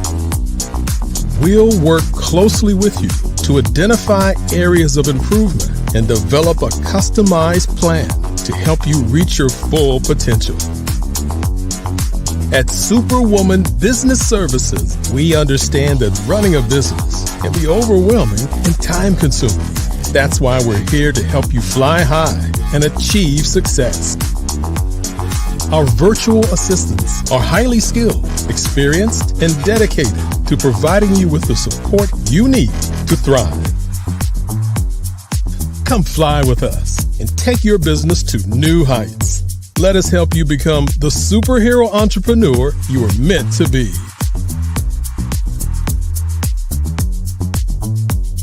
Contact Superwoman Business Services today to learn more about our back office support services. Come fly with us and take your business to new heights.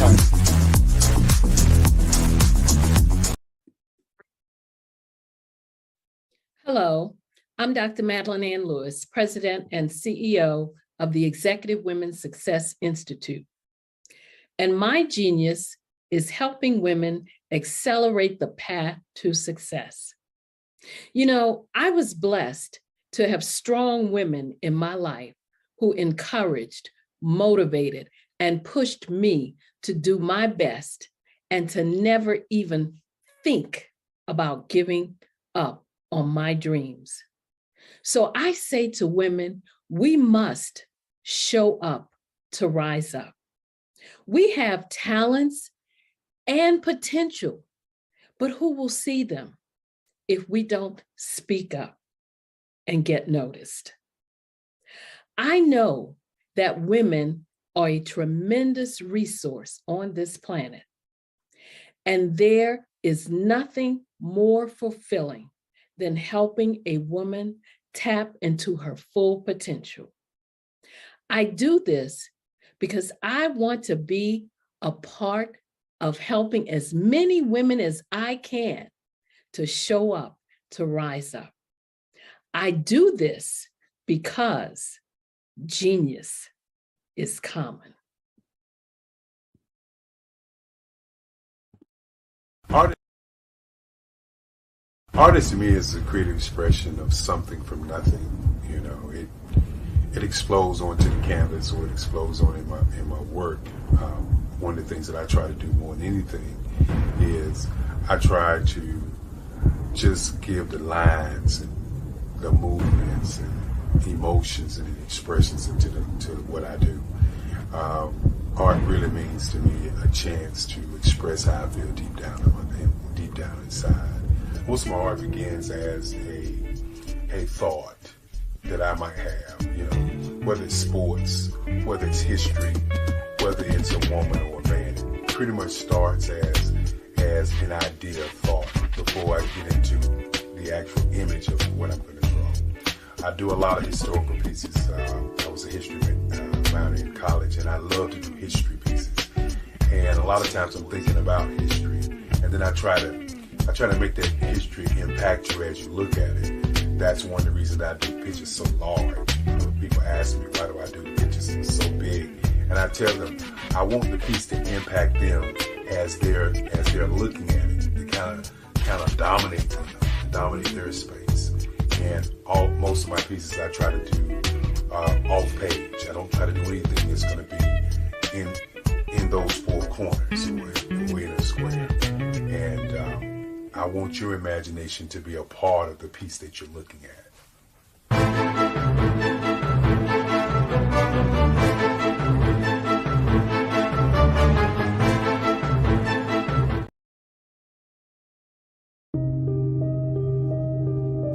The Black Business Expo is changing my life. This year, they are giving away laptops and even $5,000 in cash to students just like me. I'm Alexis, and I want to go to college to fulfill my dream of becoming an entrepreneur. Help the Black Business Expo going to www.blackbusinessexpousa.com and also becoming a vendor, a sponsor, or donating.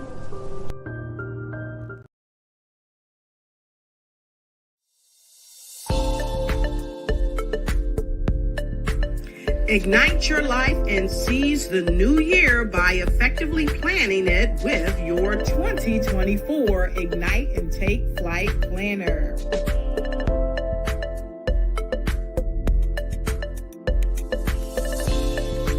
It's time to navigate your success with strategic project management. Win with inspiring quotes from inspirational people that will guide you to the success you deserve.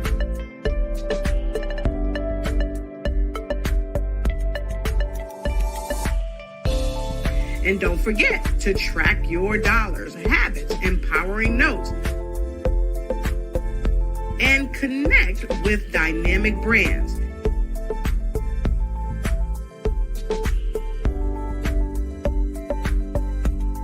It's never too late to start planning your success. Get your copy now.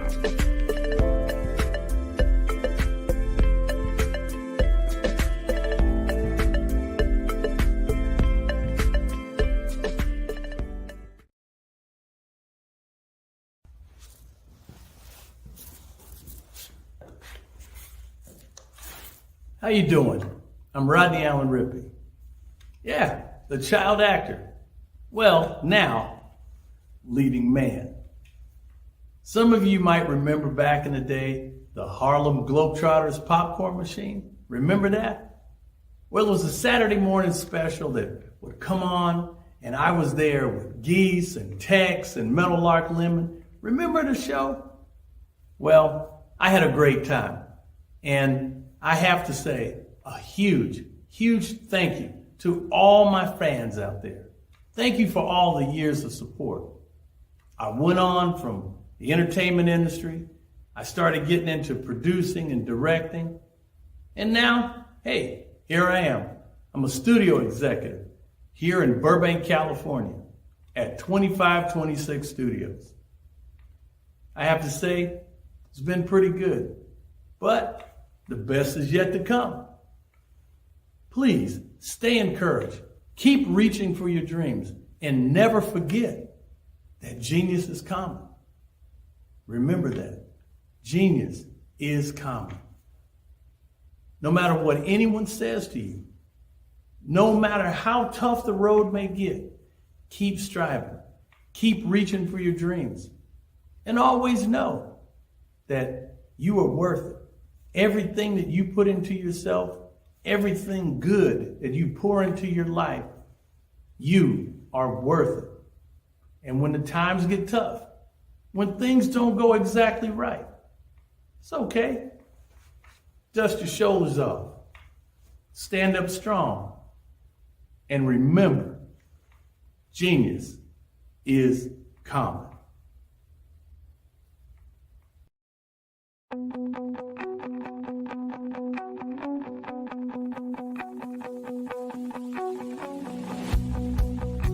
I am Black Business. From the moment I wake until the time I sleep. Yes, I am Black Business. I am Black Business. Tell me, are you Black Business? I am Black Business. Do you support Black businesses? Listen, I support Black business because I am Black Business. Black Business Expo.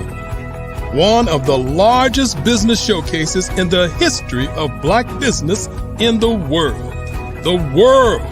Sign up today at www.blackbusinessexpousa.com or call 919-308-9090. I am Black Business.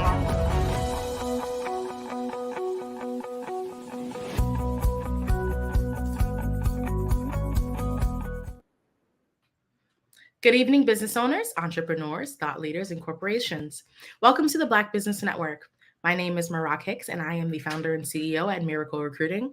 I am your business moderator for this evening on the Black Business Network. The Black Business Network is a 24-hour business network showcasing Black businesses, business owners, entrepreneurs, and thought leaders worldwide. We have speakers from North Carolina, London, Singapore, Africa, Japan, and cities all over the United States. The Black Business Network is a global community sharing its business knowledge to empower, inspire, and educate businesses about business. Our next speaker is Jean Baker. Jean is the Director of Corporate Affairs for Art and Kingsley Agency, co-host of the Keynote podcast, and past host of Jean's Tune-Up Time, the ultimate discussion about leadership. An accomplished and seasoned sales leader, Jean has a wealth of experience with over 22 years in sales, 20 of which were in sales leadership positions. He is also an accomplished coach and leadership facilitator with an award-winning background in sales training. He is a certified partner with the Management Research Group, the Global Speakers Platform, and the John Maxwell team, and is available to consult with individuals, corporations, and nonprofits. He holds numerous professional certifications in emotional intelligence and leadership behavior analysis, including DISC, LEA 360, IDI, and Discovery Insights. He's also a certified facilitator and DEI courses. Based on his experiences, leadership behaviors, and training certification, Jean brings a unique understanding and approach born out of leading, coaching, and developing many teams and individuals through significant organizational change while keeping a strong focus on driving high levels of performance, employee engagement, and positive culture. His training background has provided him valuable experience in Salesforce expansion, curriculum development, training, workshop development, learning behaviors, and workshop facilitation. Gene is known for having an immense passion for bringing the best out of people and helping organizations achieve high results through leadership and excellence. I now present to you Gene Baker. Hey, Gene, how's it going? Hey, well, thank you for that. It's going great. Of course, of course. All righty, well, I will leave it to you. Genius is coming, and I'll see you on the other side. Absolutely. Well, good evening and congratulations to all of you who are here right now. Some of you may have been on the platform for morning, noon, and now this evening session, and you have heard some amazing speakers. And I'm so honored, I believe, to kind of close this down for this evening. And what we're talking about, what I'm going to talk about, and I wish I could have a conversation with each and every one of you, but what we're going to talk about is leadership. Why leadership? Because leadership matters. Just think about when you've been in a situation and you had a terrible leader. What were you thinking of doing that whole time? Probably leaving, right? That happened. It is happening. Everyone's heard of the Great Resignation. It wasn't just for leadership, but people were leaving the corporate world in droves. But leadership matters in keeping people and attracting people to your organization. That's why it's so exciting to me to talk about leadership and really help leaders be the best that they can be. Too often people are put into leadership positions and don't have any experience and any knowledge of how to really lead. Maybe they were talented. They probably were talented in what they were doing, which is why they got promoted in the first place. But they haven't then gotten training and skills in how to be the best leader. And that is a huge gap in a lot of organizations. So what we're going to do is kind of break this down a little bit and talk about not just what is leadership, but the impact of leadership, and then what we can do, what you can do to improve your leadership capabilities. So let's talk about leadership a little bit. As it relates to employee turnover.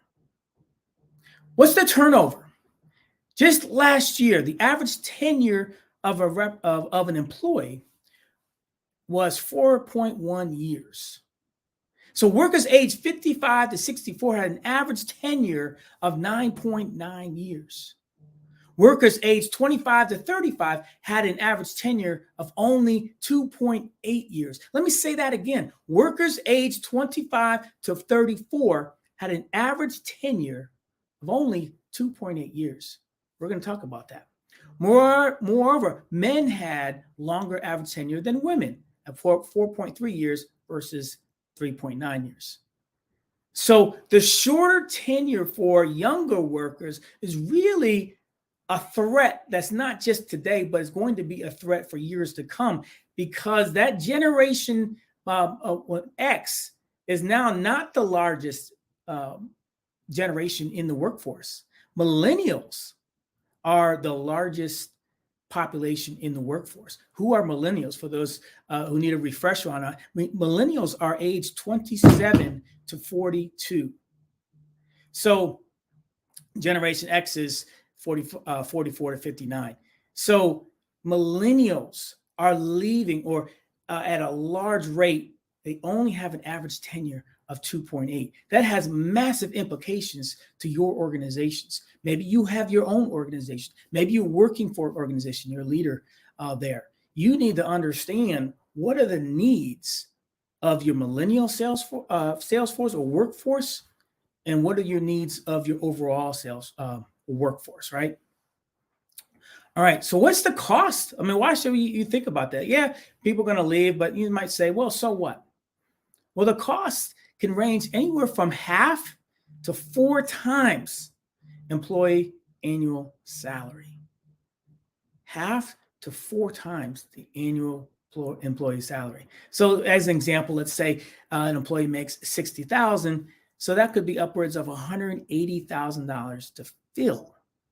So what is that cost made up of? Is 30 to 40% is hard cost with 60% being soft costs. Another example is a 100-person company with an average salary of $50,000 could have turnover costs over $2 million a year. Have I gotten your attention? So not only does leadership matter just in general, but leadership has a cost, especially great leadership has a positive cost. Bad leadership has a significant negative cost just in employee turnover, not counting so many other areas. So what are the top challenges that are facing leadership in today's world?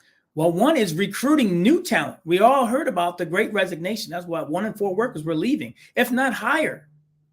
So how do you recruit new talent to your organization? Improving the workforce environment is another significant challenge right now in leadership. Improving workforce environment to retain your employees. You got to look at what you have going right now. Why do people want to come? Why would people want to come into the office? You got to think of really creative ways in which to do that. There's challenges of remote working. It's great that people can work from remote. Myself, I've been working remote basically my entire adult life, so I'm used to it. A lot of people aren't used to it, but what people will find is when you work remotely from home, work is always there. And, so there's benefits to that and there's challenges to that. There's a self-assessment for improving leadership skills. We need to understand, how do we assess our skills? That's why I have those certifications to help organizations really assess their leadership capabilities in an organized manner, and then decide what leadership behaviors are most needed to move their organization in the right way. So understanding how to do that is really critical. Developing a high trust level with your employees. I don't care what organization you're in. If you want to keep your employees got to trust you.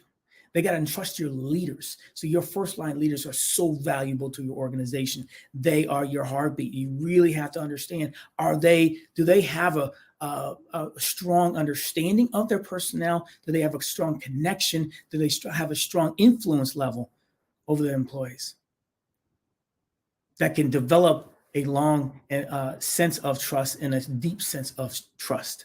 Teamwork management for creating success. Teamwork is so important. When people collaborate more, when they communicate more, productivity skyrockets. But people have to feel welcome. They have to feel wanted. They have to feel that they're valued. They have to feel that the organization cares for them.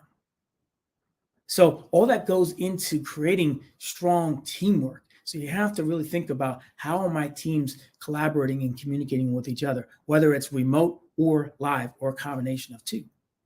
And then lastly is evaluating potential performance. Evaluating potential and performance, I should say.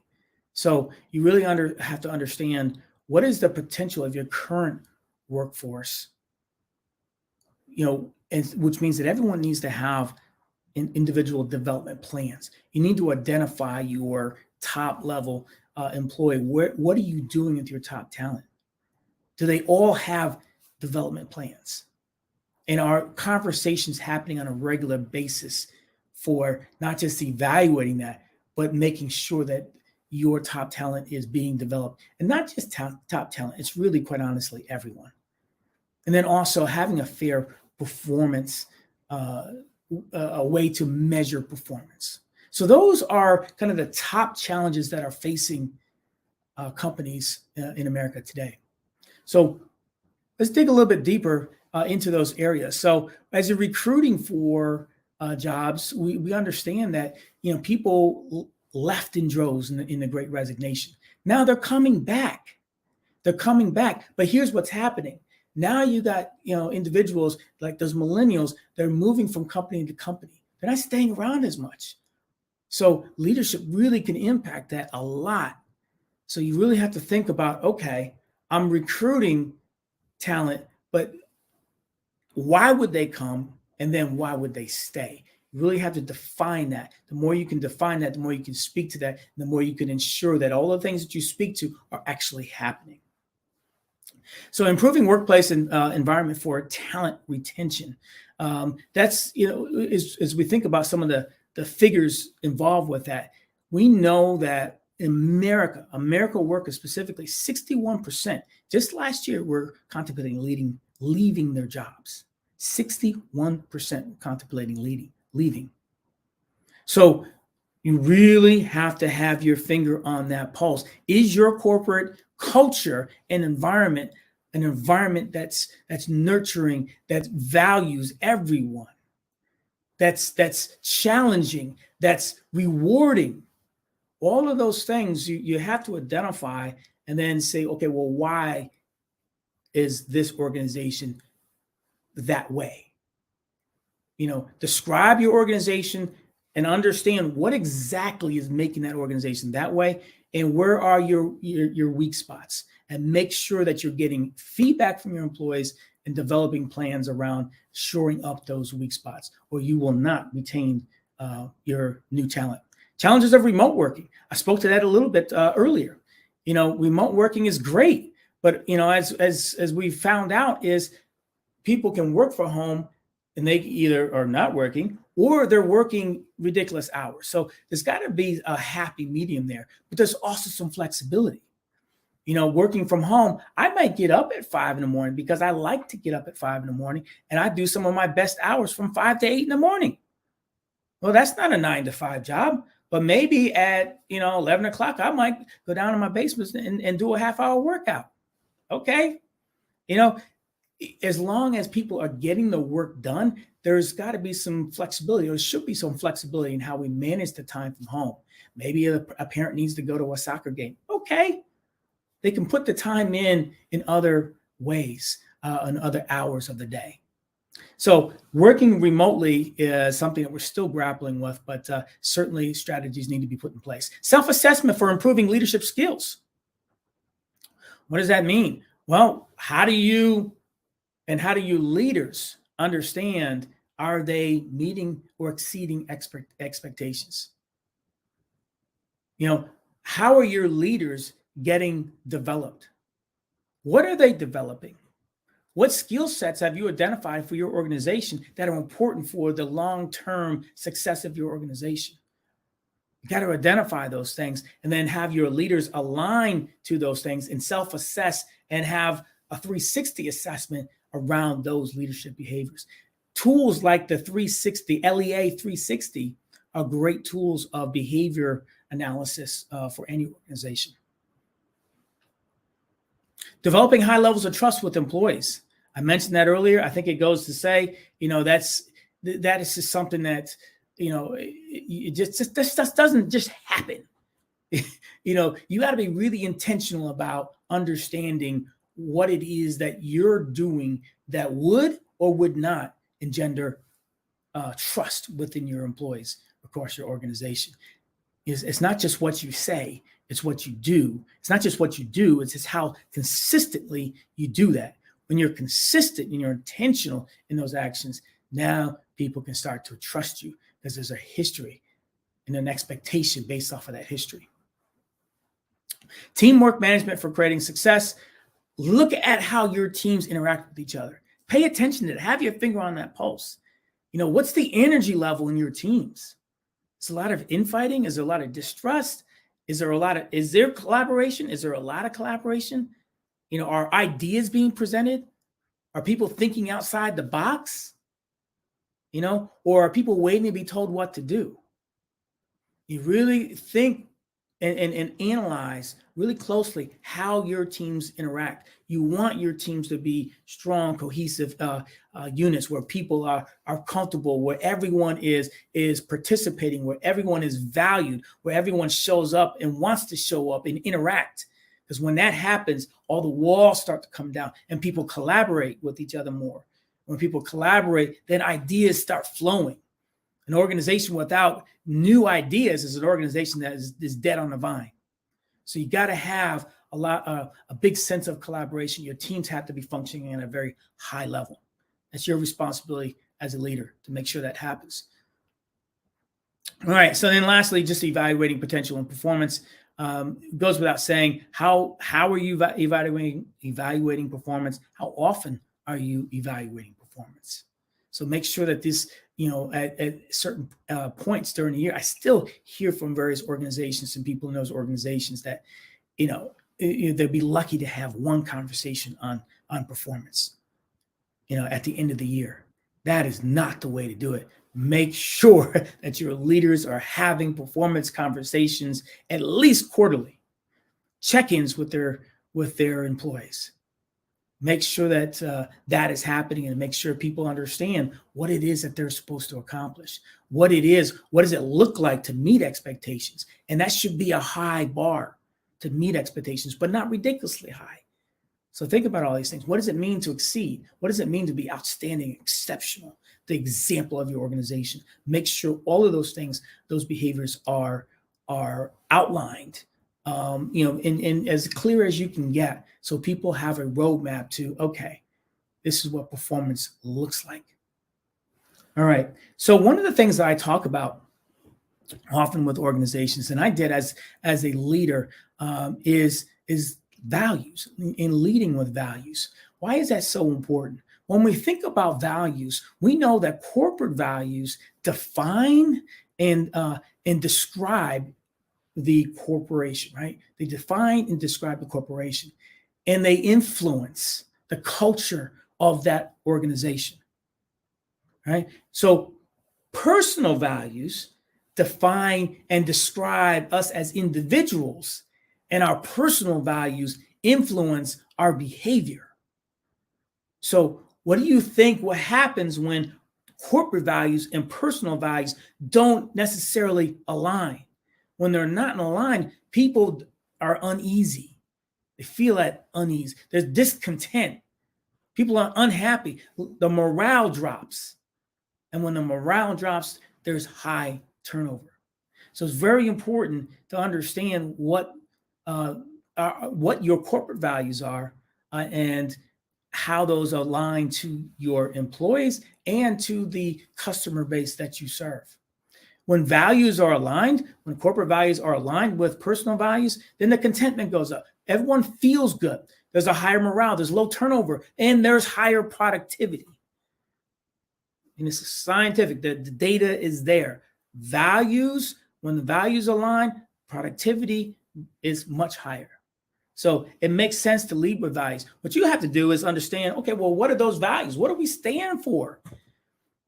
So certainly there's corporate values. What I try to do as a leader is have my own values across my team that were aligned to a corporation, and then some.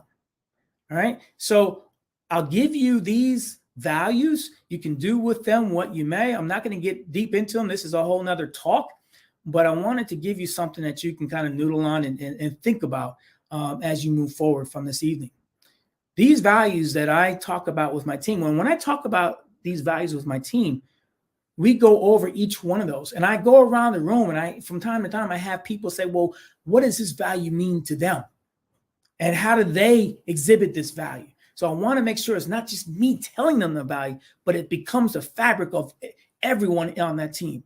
It's who we are. Because remember, values influence behavior. All right. So one is, do we value people? Sounds simple, but no, we value everyone in the room. We value you as a person. We show you love as a person. So important that everyone that shows up on your team feels that they are valued for who they are. You may not like everyone, but you got to value everyone on your team, right? We got to live intentionally. What that means is it's so easy to go downhill, just because when you're downhill, you're just going to go, right? Regardless, your momentum's going to carry you downhill. When you go uphill, you got to put in effort every day. When we talk about creating momentum, we talk about, intentionally being consistent in certain behaviors. When you do that, you then start to create some momentum, and momentum is a huge part that goes into your favor. But we got to live intentionally, be in the moment, understand what's happening around you, understand what's happening on your team, understand what is happening in the individuals on your team. So critically important. Don't lead from up here and have no idea what's going on individually with your people or the teams that you're leading. Exceed expectations. That is a value. We should all want to exceed expectations. The world is run by a very small segment of people that exceed expectations. Be part of that. Don't be the bottom 80%. Top 5% lead this world. We want to be in the habit of exceeding expectations of each other, of our leaders, and of our customers. Grow daily. Have a growth mindset. There's a whole conversation we can have on a growth mindset. So critically important. Grow 1% a day is a good mantra to go by. Choose a positive attitude. Every day that we roll out of bed, it's a choice that we make. It's a choice. Am I going to have a positive attitude or a negative attitude?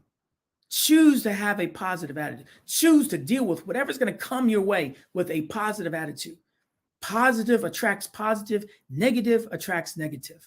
There is so much negativity in the world that is so hard to break through that. So be very intentional with the attitude that you choose.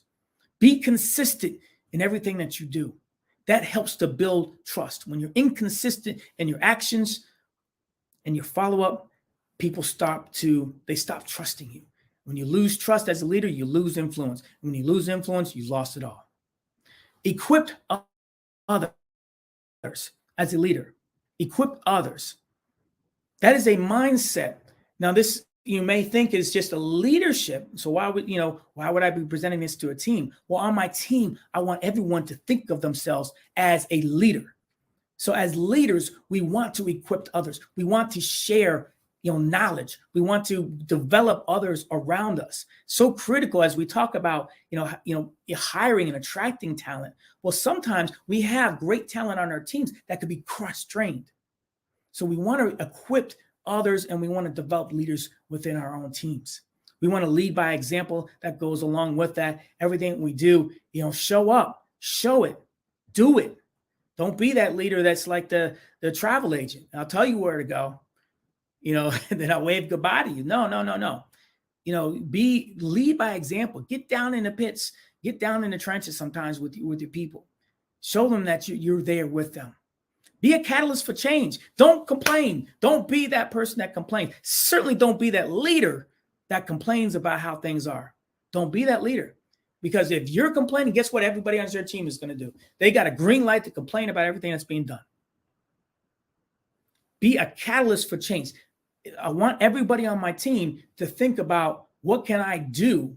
Because everything's not going to be hunky-dory. Everything's not going to be great all the time. What can I do to be a catalyst for the change that we need to happen across the organization? Bring me solutions. And then lastly, leave room for faith and or reflection. Everyone's not religious, but I think it's really important that we at least leave time for ourselves every day to take a step back and reflect on the day, reflect on what we want to have happen during the day, be thankful for what we do have, just leave room to connect with your inner self and connect with a higher being if you are a person of faith. So if this not, that last part is we don't need everyone to be religious. We don't even want to, go down that road, but we do want people to leave time for a healthy spiritual being. All right. So I just gave you 10 values that are critically important in any organization. You may not choose all 10, but I'm telling you, this is a powerful exercise that I do with my teams multiple times a year to reconnect with these values and make sure that this is how we are living our lives. All right. So when we think about outside of values, what about me as a leader? What can you do as a leader?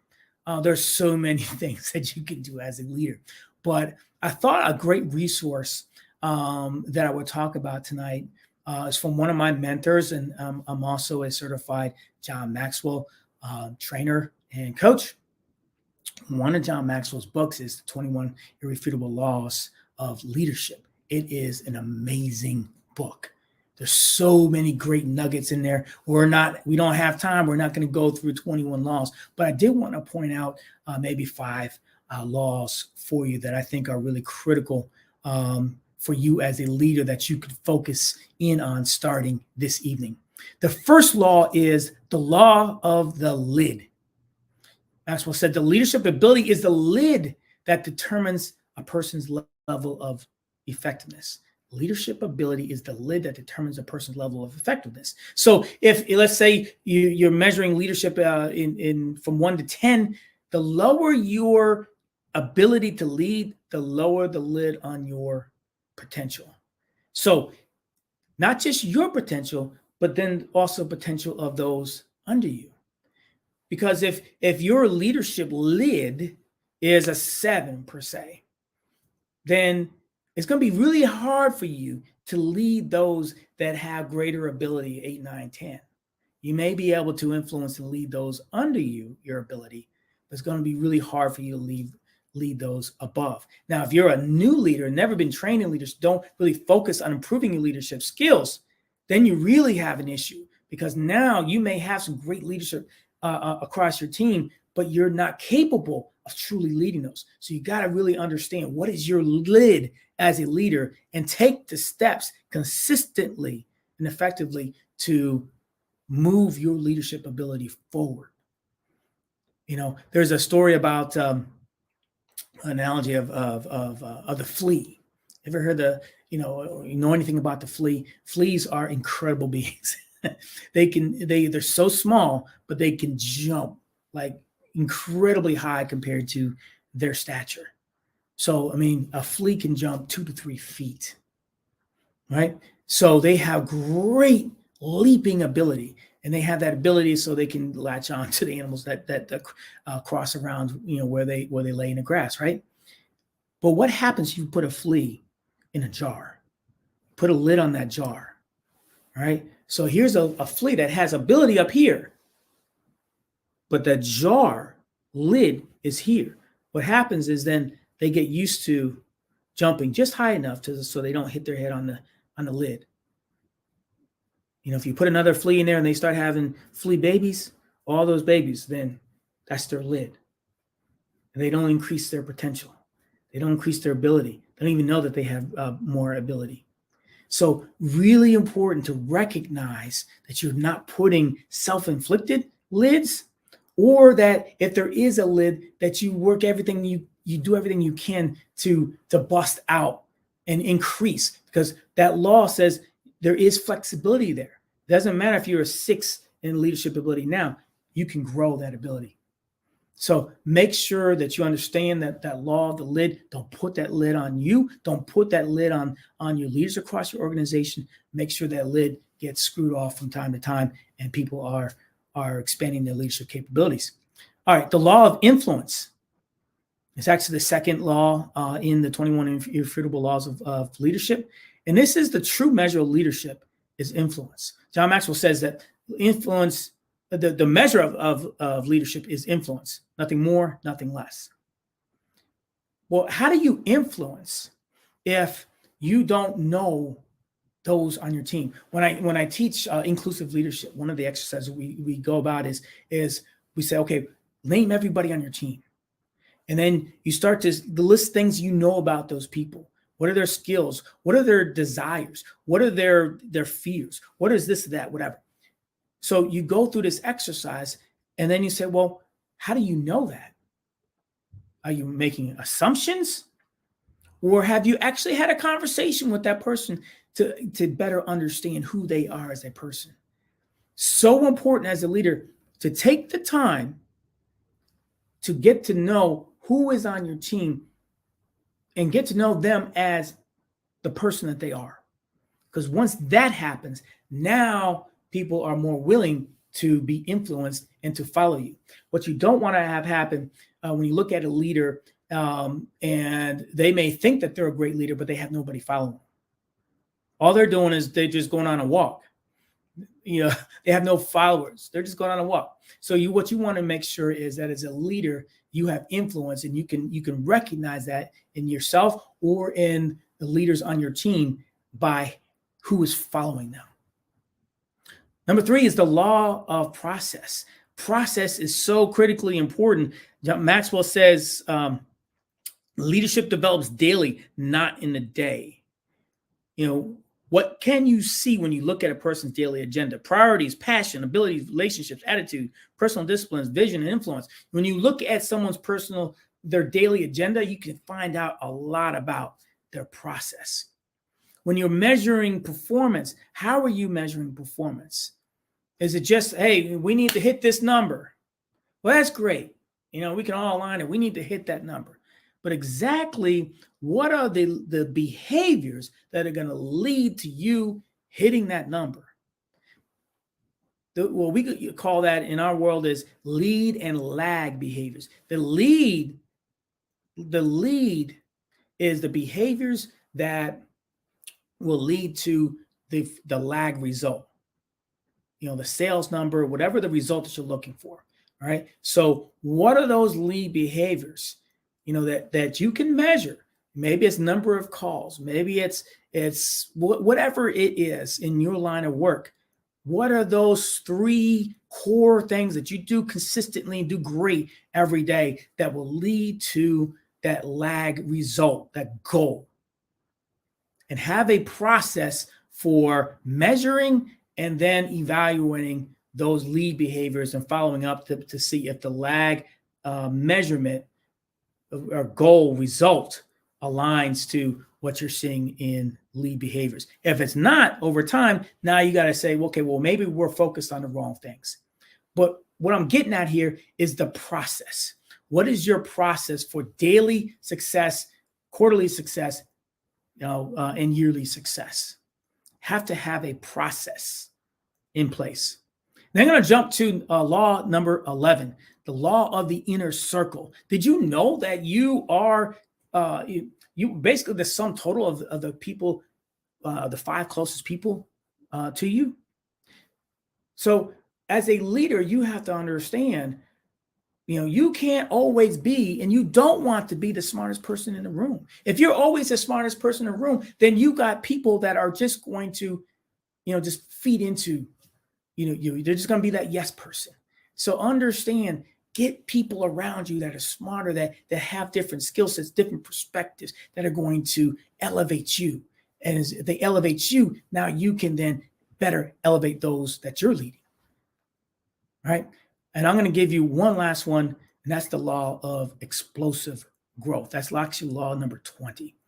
So important here because it really gets to what we're talking about here from a leadership standpoint. It's one thing to, lead people in your organization. Right. That's going, and you're going to focus probably on your top 20%. You never want to focus on the bottom 20% of your organization. You're going to spend a lot of time there. And that's you're not going to get the return. You want to spend a lot of time in your top 20% because you get more from that.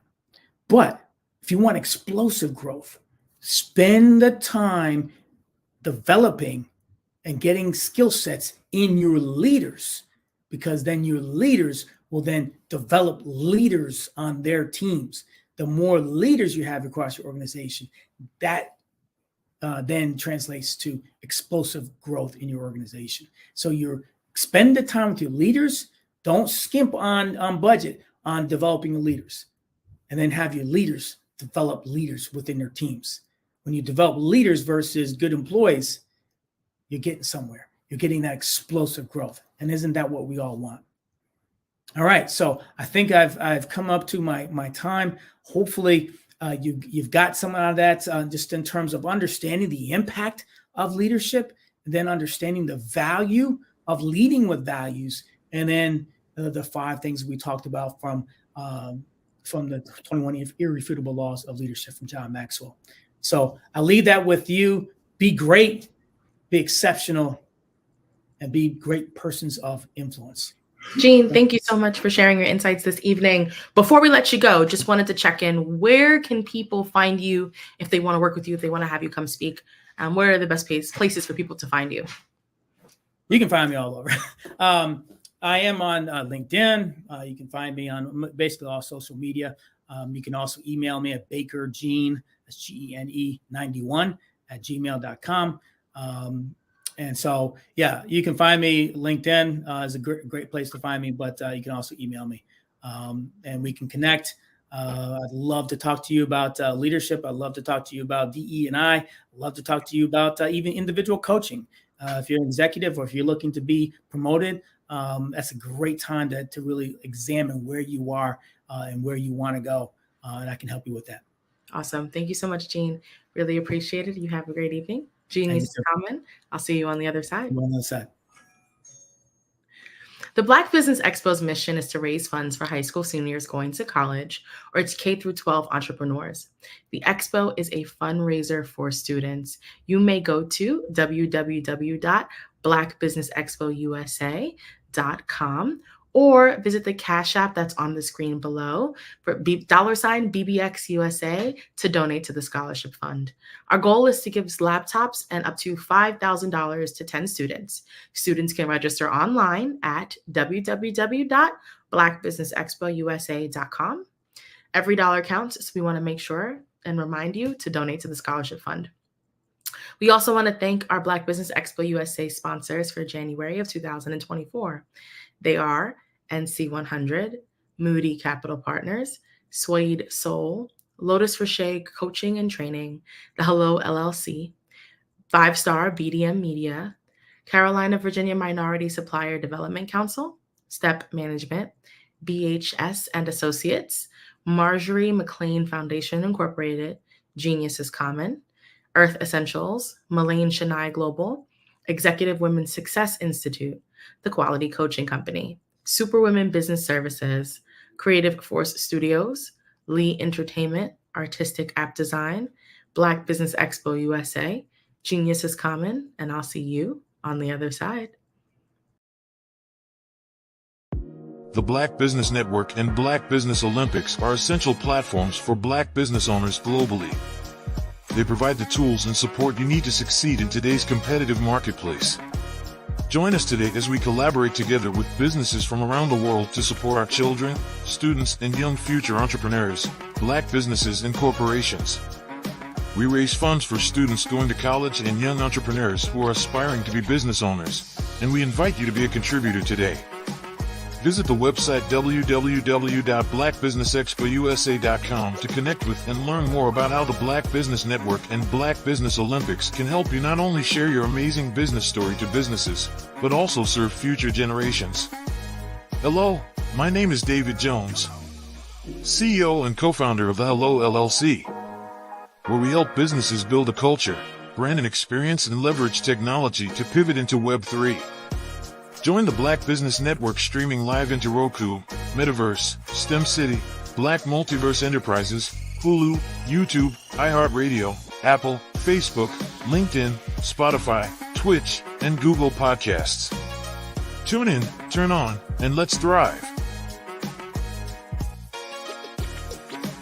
I'd like you to imagine with me, if you will, opening an app where you can collaborate with like-minded individuals from around the world, get inspiration and in-app tools to launch and grow your business, as well as share your knowledge and earn compensation, all in one app. Well, the name of that app is Truso, short for Truly Social. Hi, I'm Matthew Newman, the founder and CEO of Truso. A new concept in social media, Truso is designed from the ground up to be a platform that's both social and empowering for all its users. How exactly do we do that? I'm glad you asked. First, Truso brings the world together via video. Psychologists assert that video provides a significantly more effective connection than audio only. When you enter a community on Truso, you're face to face. Second, on Truso, you don't have to have 1 million followers to monetize. Our business model allows all hosts and moderators to monetize, no matter the size of your following, by 1, producing fee-based content, and 2, inviting others to join the platform as subscribers. Even more, Truso has an in-app resource library with over 100 free resources, forms, and documents to help you build your brand and grow your business. Third, Trusso is inclusive. The deaf and hard of hearing communities make up 360 million people worldwide.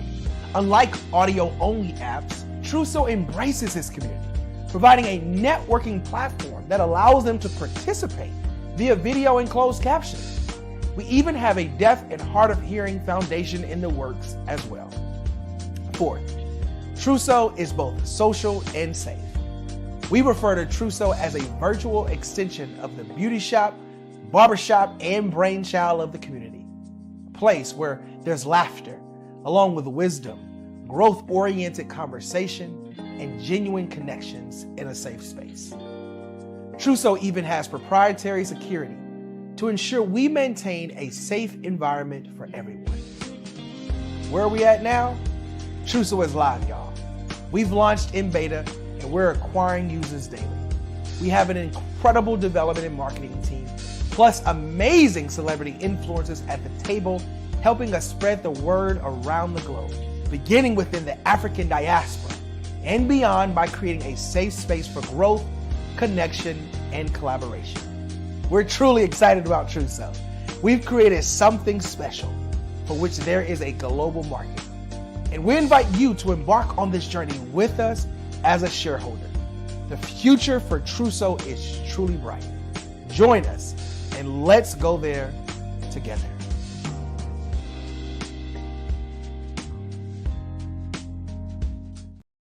I am from Washington, D.C., but I was raised in Durham, North Carolina. I came to Durham when I was about 5 or 6, and then I traveled back and forth to D.C. because it's where my people are from. One of the unique things about my family is my mother, she's also an artist. She does quilting, and she does a lot of artistic things. And then my son, he draws with both hands, his right hand and his left hand like I do. So that's kind of a family trait. And then my other son, he's a videographer, and my daughter, she works, she's a regional vice president for Sunglass Lab. When you start out drawing and sketching, you want to continue to explore, each avenue. I do pastels, I do pen and ink, I do painting, I do acrylics. I haven't done oils yet, but I try to do all facets of art. What I say to a lot of times to people is, you can't put yourself in a box when you're an artist. You have to explore. And over the course of my life, I've tried to explore different mediums. I also do sculpture as well. I choose my subjects by the intensity that they have in their faces, or the intensity that somebody is moving, because I do more than portrait drawings. I also do I do abstract, and then I do figurative drawing also. Well, what happened in this particular show is that I started out trying to come up with something that would be a little bit different than what everybody else is doing. So I was working on a Barack Obama show, and they wanted me to do some paintings of Barack. And so what I did was, because of the deadlines, I kind of did it kind of fast. And then I realized when I was doing it fast, I enjoyed it. And so then I started doing other pieces the same way, and I started to enjoy those pieces also. And so I came up with this particular style, and it's a style of lines